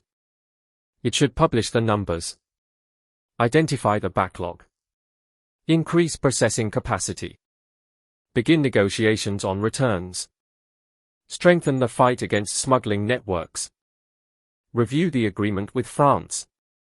Set measurable targets. And publish progress regularly. The public would then have something much more useful than promises. They would have evidence. And that is ultimately what this book is asking for. Evidence. Accountability. Results. The question is no longer simply, what is wrong? We now have to ask, what happens if these changes still aren't enough? Chapter 16. What if it still doesn't work? Every government likes to announce a solution. The difficult part comes afterwards. What happens if the numbers do not fall? What happens if the boats keep coming? What happens if the backlog grows again? What happens if the smugglers simply change their methods? A serious immigration policy needs an answer to those questions before the problem occurs. Measure the result, not the promise. Suppose the government introduces a new policy and announces that it will reduce channel crossings. 6 months later, crossings have increased. What should happen? The answer should be simple.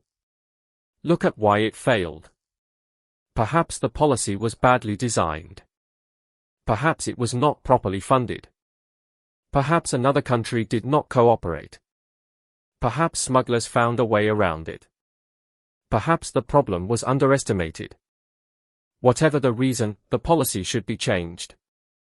Government should not become emotionally attached to its own policies. Try something different. This sounds obvious, but governments sometimes find it difficult. Once millions have been spent on a policy, there can be pressure to defend it. Officials may say it needs more time. Politicians may say the previous government caused the problem. Opposition parties may blame the government. And meanwhile, the boats keep coming. That is not good enough. If a policy is failing, say so. Then try something different. The importance of pilots. Not every new idea needs to be introduced across the entire country immediately. Where appropriate, the government could test new approaches on a smaller scale. Measure the result. Compare it with the existing system. Then decide whether it should be expanded. This is how many other areas of government policy are evaluated. Immigration should not be exempt from evidence. Be prepared to change the law. There may also be situations where the government concludes that existing legislation is preventing it from achieving a policy objective. If that happens, Parliament can debate whether the law should be changed. But there is an important principle. Changing a law should not mean pretending the old law never existed. The government should explain exactly what it wants to change and why. Parliament should debate it. Courts should interpret the new law. And the public should understand what has changed. That is democracy. What about international agreements? The same principle applies to international agreements. If Britain believes an international agreement is preventing it from controlling immigration effectively, the government should explain which part is causing the problem. Then it should consider whether the agreement can be renegotiated.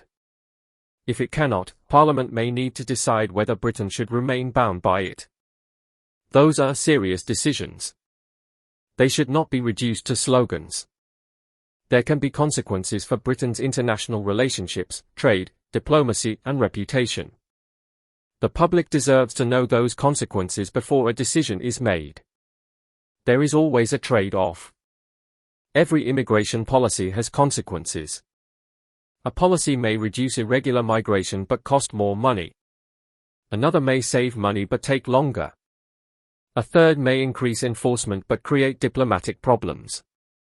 A fourth may speed up decisions but require much greater investment. There is no perfect policy. The job of government is to decide which trade-offs are acceptable, and then be honest about them. What Britain should never do. There are also lines that should never be crossed. Britain should not abandon the rule of law. It should not encourage violence. It should not allow people to be attacked because of their religion, nationality, or appearance. It should not treat every person arriving irregularly as though they have committed the same offense. And it should not deliberately spread false information simply because the truth is politically inconvenient. A strong border policy does not require any of those things. The strongest system is a credible system. Ultimately, the best immigration system may not be the one with the harshest words. It may be the one people believe will actually work. If smugglers believe their organizations will be dismantled, that matters. If people considering the journey believe that their claim will be decided quickly and that there is no guarantee of staying, that matters. If people with genuine claims believe they will receive a fair hearing, that matters.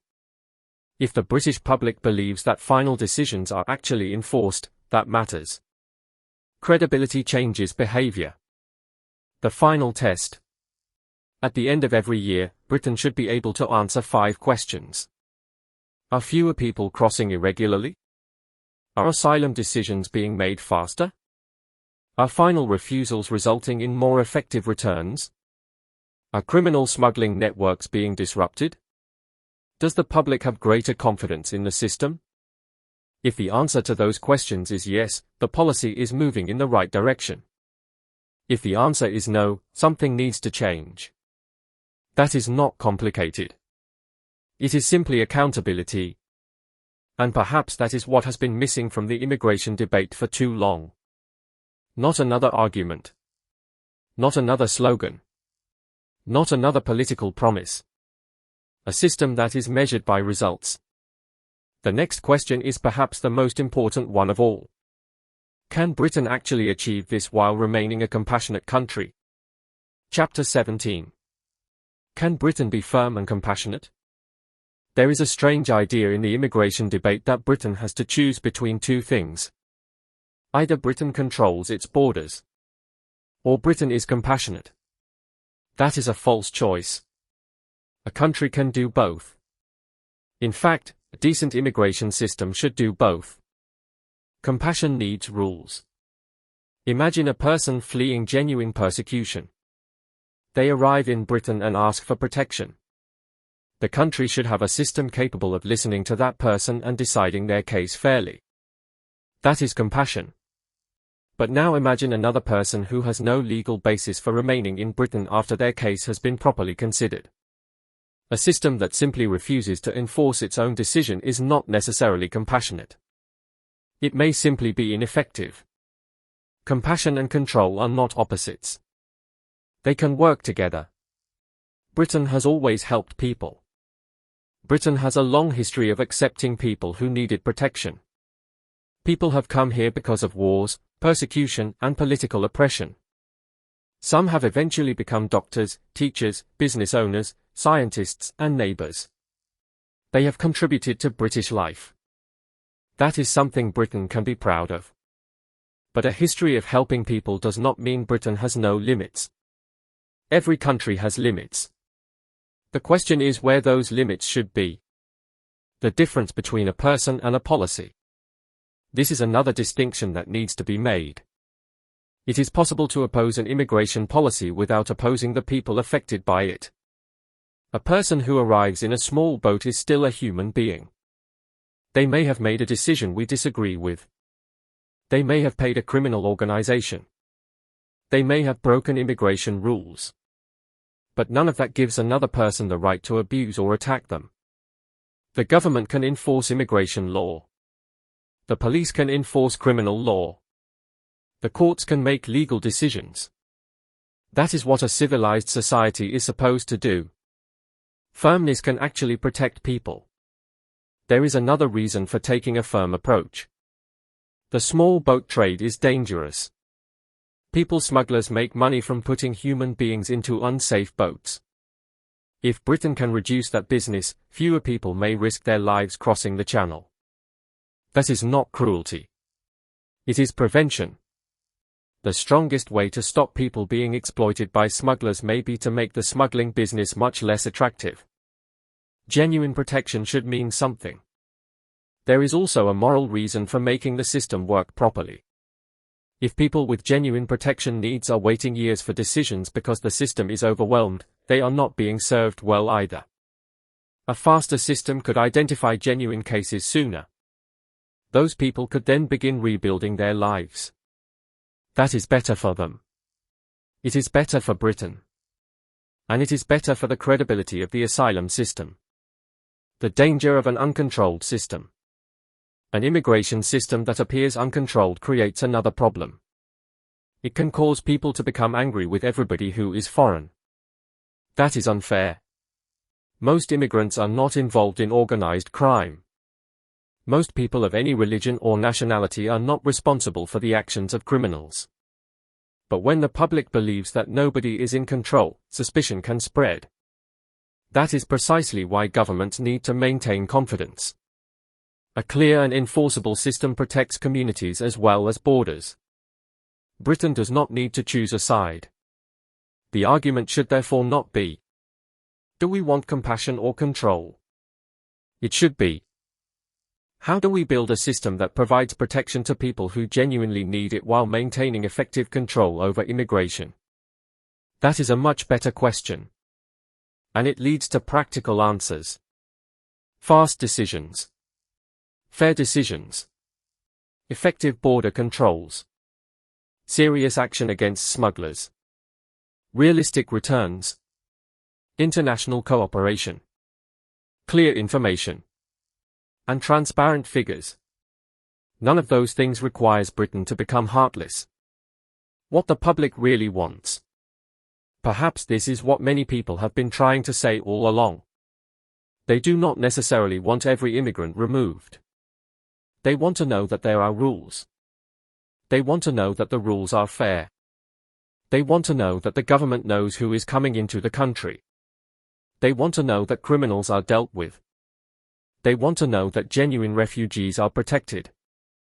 And they want to know that if somebody has no legal right to remain, there is a functioning process for dealing with that. That is not an unreasonable demand. It is what people should expect from a modern democracy. The balance. Britain can be generous without being uncontrolled. It can be firm without being cruel. It can enforce its borders without abandoning human decency. And it can change its immigration policies without turning against immigrants themselves. That balance is not always easy. But difficult does not mean impossible. The real test is whether Britain is prepared to stop arguing about whether the problem exists and start measuring whether its policies actually work. And that leads us towards the final part of this book. Because after all the arguments, statistics, policies, and proposals, we eventually have to ask one simple question. What would I do if I were responsible for running the country? Chapter 18. If I were running the country. After everything we have discussed, it is time to stop asking what other people should do. Let us imagine, for a moment, that the responsibility is mine. I have been elected to run the country. People are demanding answers. The boats are still coming. The asylum backlog is still there. Hotels are still being used. The smugglers are still making money. And the public is losing patience. What would I actually do? I would start with one principle. Do not make promises you cannot deliver. I would tell the British public exactly what I intend to do, how long it should take and how I will measure whether it has worked. First, get control of the numbers. Within the first few weeks, I would establish a clear picture of the entire system. How many people are waiting for asylum decisions? How many have received refusals? How many have exhausted their appeals? How many people are currently being accommodated? How many people are awaiting removal? And how much is the system costing? No guesses. No political exaggeration. A proper set of numbers. Then I would publish them. The public would know exactly where we were starting. Second, clear the backlog. I would put additional trained staff into the asylum system. The objective would be straightforward. Make decisions quickly and correctly. Genuine claims should not be left waiting unnecessarily. Claims that do not meet the requirements should not remain unresolved simply because the system is overloaded. I would set targets and publish performance every month. If the targets were missed, I would explain why. Third, build a proper returns system. I would make returns a major part of immigration policy. That means negotiating with countries of origin. It means improving identity checks. It means making sure the necessary documents can be obtained. It means dealing with appeals properly. And when somebody has no legal right to remain and there is no legal obstacle to removal, I would expect the system to act. A final decision must mean something. Fourth, go after the smugglers. I would treat people smuggling as serious organized crime. I would put resources into identifying the people who organize the crossings. Not just the people sitting in the boats. I would follow the money. I would investigate the financial networks. I would target the people supplying the boats and equipment. And I would work with international police forces to find the organizers wherever they are operating. The message would be simple. If you make money from dangerous channel crossings, Britain will come after your criminal organization. Fifth, make France a genuine partner. I would sit down with the French government and agree measurable objectives. Not vague promises. Specific targets. How many attempted crossings should be prevented? How many smuggling organizations should be disrupted? What information should be shared? How should joint intelligence work? How should funding be monitored? And what happens when the agreed targets are not achieved? Both countries would publish the results. Sixth, change the incentive. I would make sure that people considering the journey understood the reality. The message would be honest. If you need protection, there is a process. Your claim will be considered. But reaching Britain does not guarantee that you will be allowed to remain. If your claim fails and you have no other legal right to stay, you may be required to leave. And the people promising you an easy route across the channel may be criminals trying to take your money. That is not a threat. It is information. Seventh, examine legal routes carefully. I would also examine whether carefully controlled legal routes could help reduce dangerous irregular journeys for people with genuine protection needs. But any such route would have to be limited. It would have to be controlled. And it would have to be evaluated by results. The question would always be, does this reduce dangerous irregular migration, or does it simply create another route into Britain? If it does not work, change it. Eighth, stop treating every problem as somebody else's fault. I would not blame France for everything. I would not blame the previous government for everything. I would not blame migrants for everything. And I would not pretend that Britain is responsible for every problem in the world. Government is responsible for solving problems. That means accepting responsibility when something goes wrong. Ninth, give the public the facts. Every month I would publish a simple report. Not hundreds of pages. A few pages that ordinary people could understand. Arrivals. Decisions. Approvals. Refusals. Returns. Backlog. Costs. Smuggling prosecutions. And progress against targets. The public would be able to see whether the government was succeeding. 10th, keep the country calm. Finally, I would make one thing absolutely clear. Nobody should attack another person because of their nationality, religion, or appearance. If somebody breaks the law, deal with them through the law. If somebody is unhappy with immigration policy, give them democratic ways to campaign for change. If somebody wants stronger borders, let them argue for stronger borders. But violence is not a policy. Vigilantism is not a solution. And hatred will not make Britain stronger. The test. At the end of my first year, I would expect the public to ask me 5 questions. Are fewer people making dangerous channel crossings? Are asylum decisions faster? Are final refusals being followed by effective returns where legally possible? Are the people smuggling gangs being disrupted? And does the public have greater confidence in the immigration system? If I could not answer yes, I would not stand at the dispatch box and tell people that everything was going according to plan. I would change the plan. Because the purpose of government is not to defend its own policies. It is to solve problems. That is the approach I believe Britain needs. Firm. Fair. Practical. Non-violent. And measured by results. But there is one final thing I would say to the British public. Do not give up on democracy simply because you are angry with your government. If you want change, demand it. Vote for it.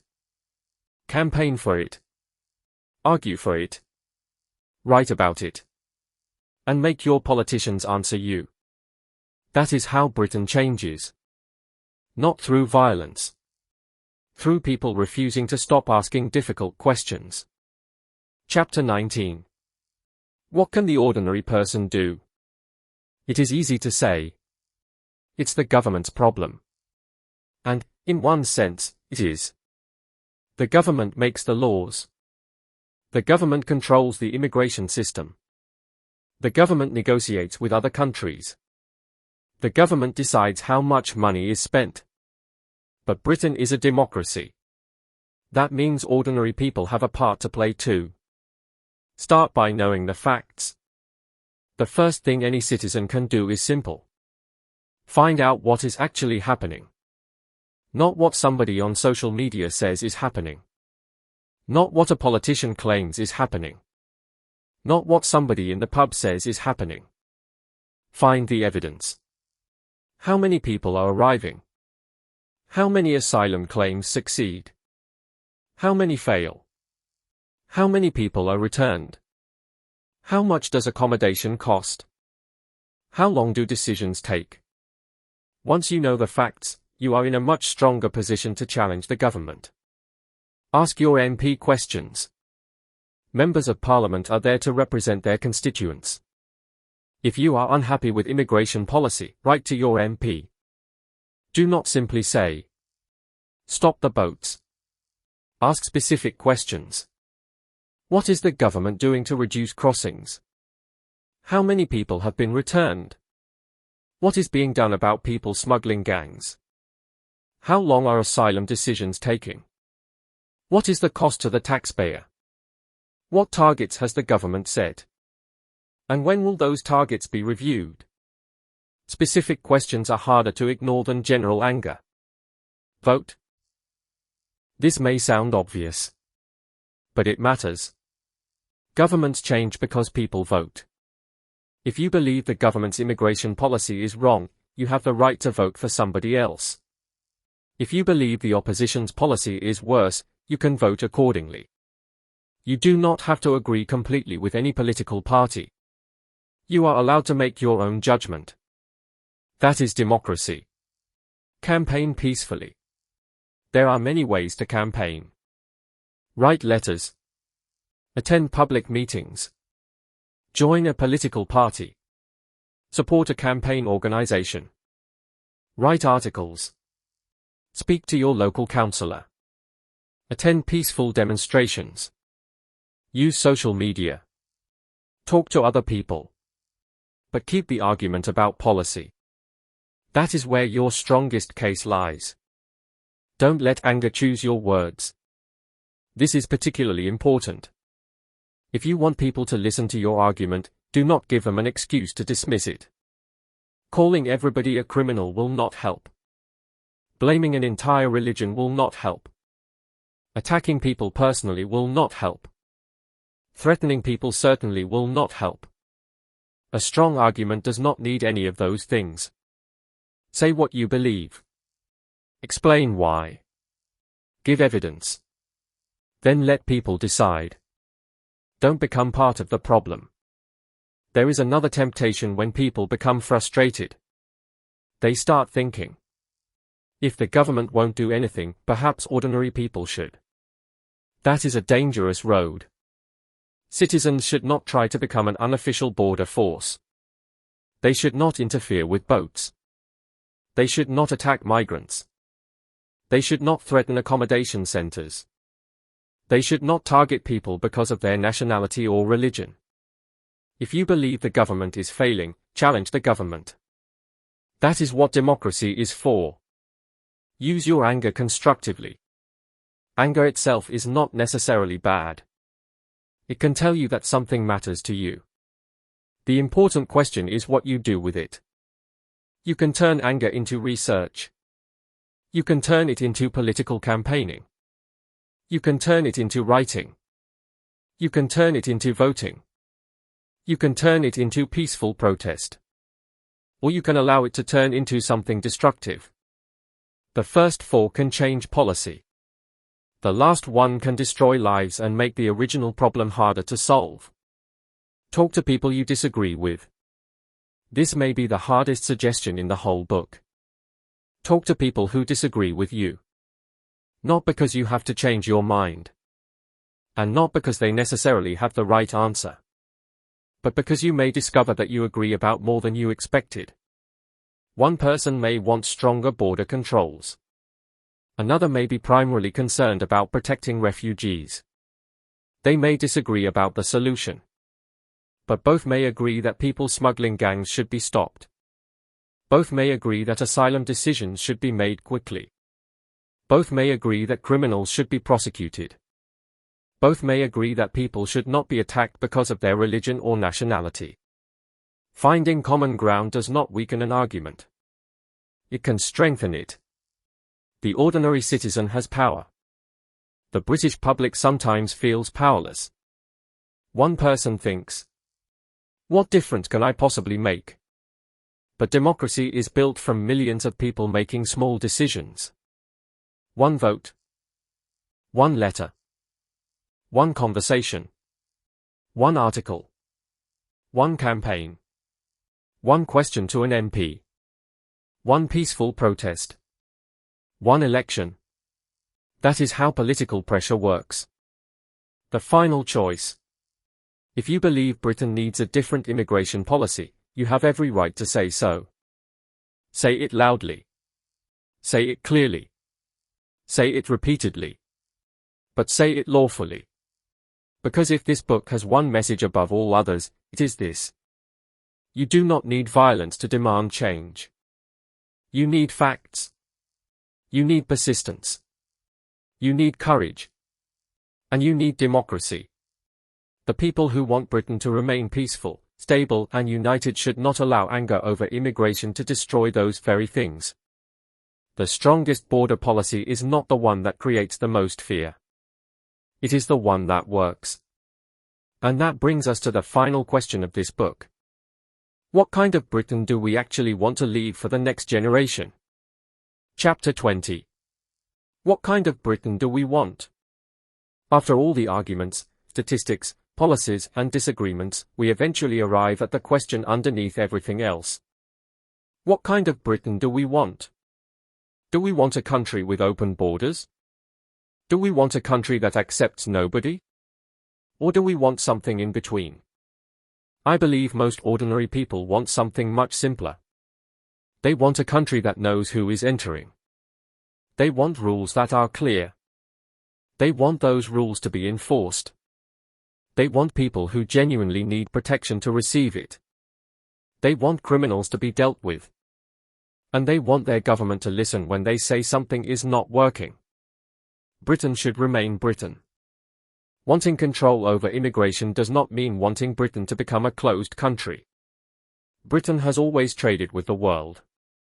Britain has always welcomed people from other countries. People have come here, worked here, raised families here and contributed enormously to British life.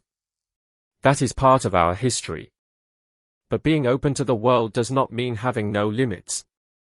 Every country has a right to decide how its immigration system operates. The challenge is making those decisions fairly and effectively. We should not be frightened of difficult conversations. Immigration has become one of those subjects where people can be frightened to speak. Some people are frightened of being called racist. Others are frightened that if they express concern, they will be ignored. That is not healthy. A democratic country should be able to discuss difficult subjects without immediately turning every disagreement into an accusation. We should be able to say, "I think immigration is too high." Another person should be able to say, "I disagree." Then both people should be able to explain why. That is debate. That is democracy. But facts must come first. Strong opinions are perfectly legitimate. False information is not. If we want sensible immigration policy, we need accurate information. If the number is 100, say 100. If it is an estimate, say it is an estimate. If the evidence is uncertain, say that too. A book arguing for stronger immigration controls should be especially careful about this. Why?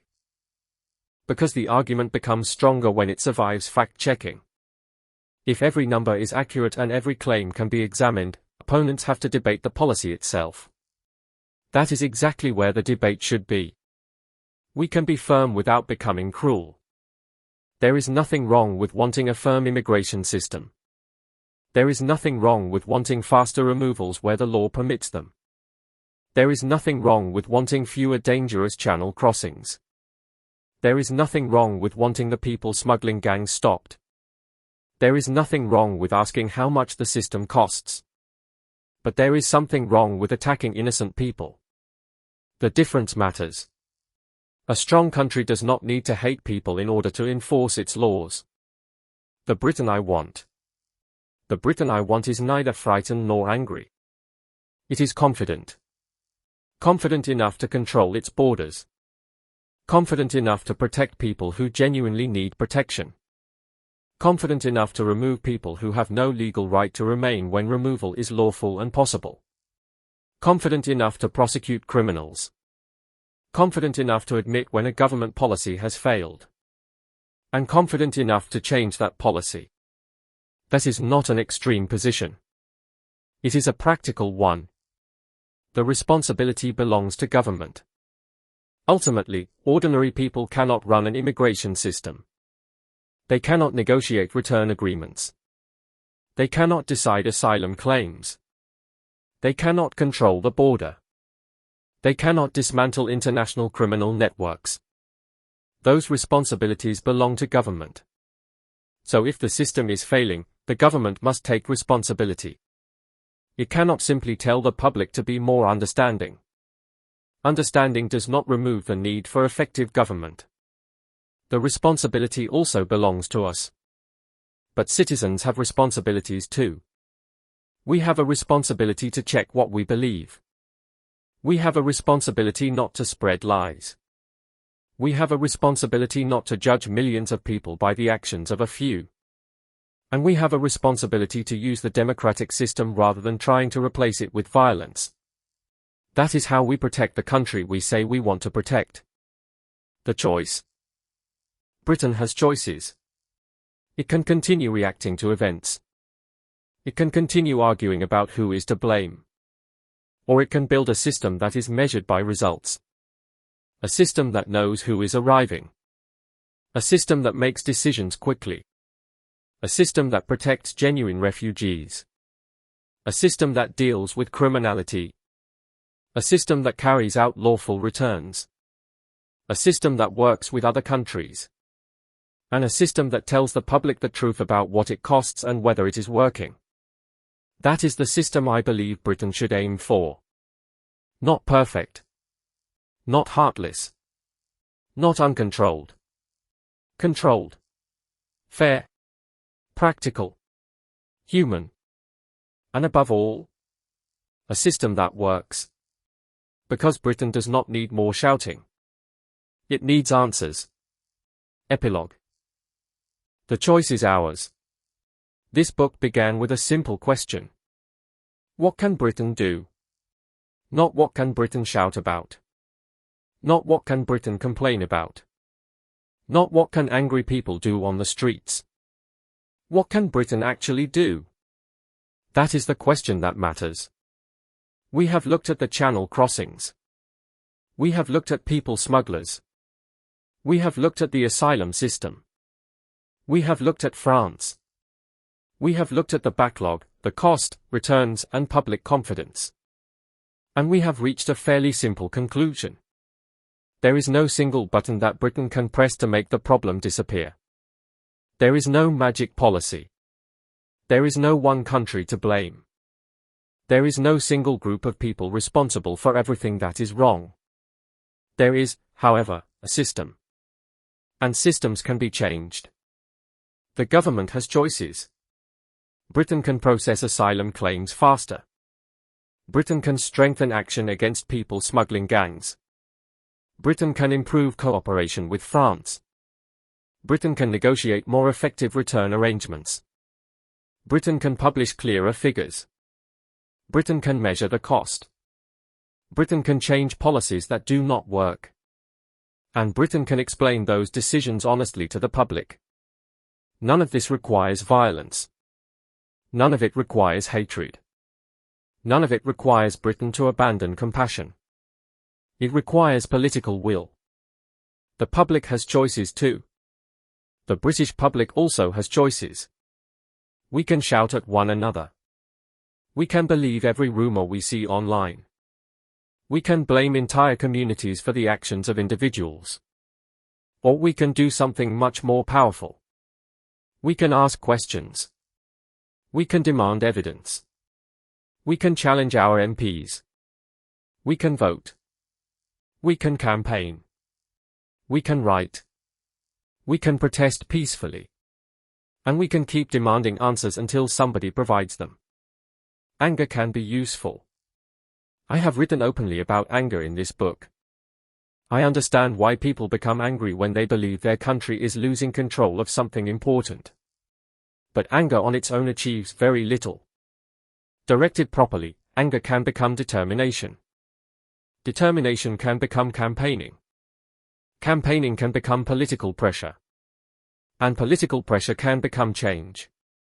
That is the road Britain should take. The final message. If you have reached this point and still believe Britain needs stronger immigration controls, then make that argument. Make it clearly. Make it firmly. Make it with facts. And make it peacefully.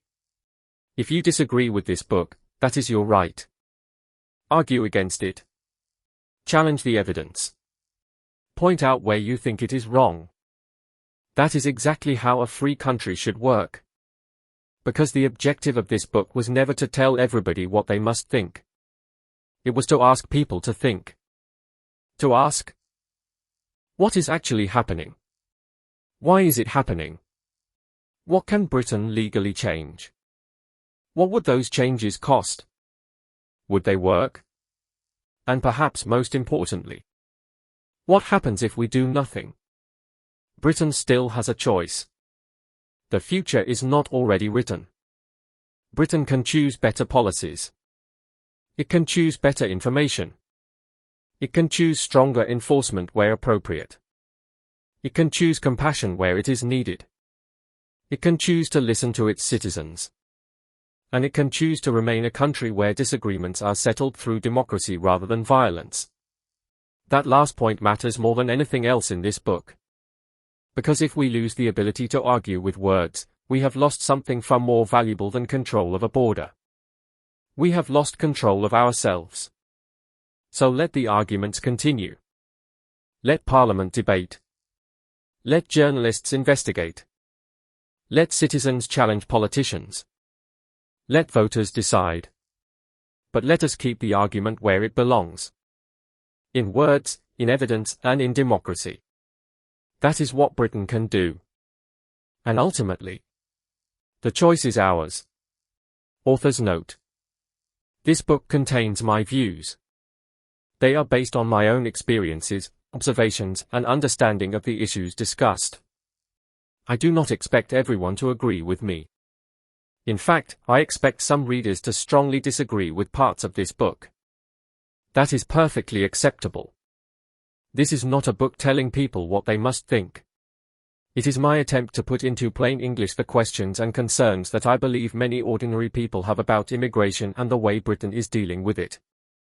Where I make claims about facts, figures, laws or government policy, I believe those claims should be supported by reliable evidence. Where something is uncertain, estimated or disputed, it should be made clear. I also want to make one thing absolutely clear.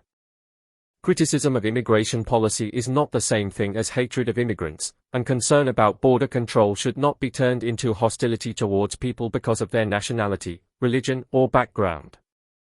This book argues for changes through law, evidence, and democracy. It does not support violence, intimidation, or vigilantism.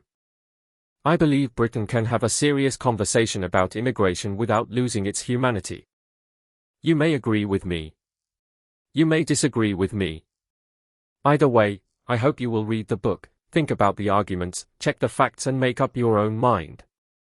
That is what this book is intended to encourage.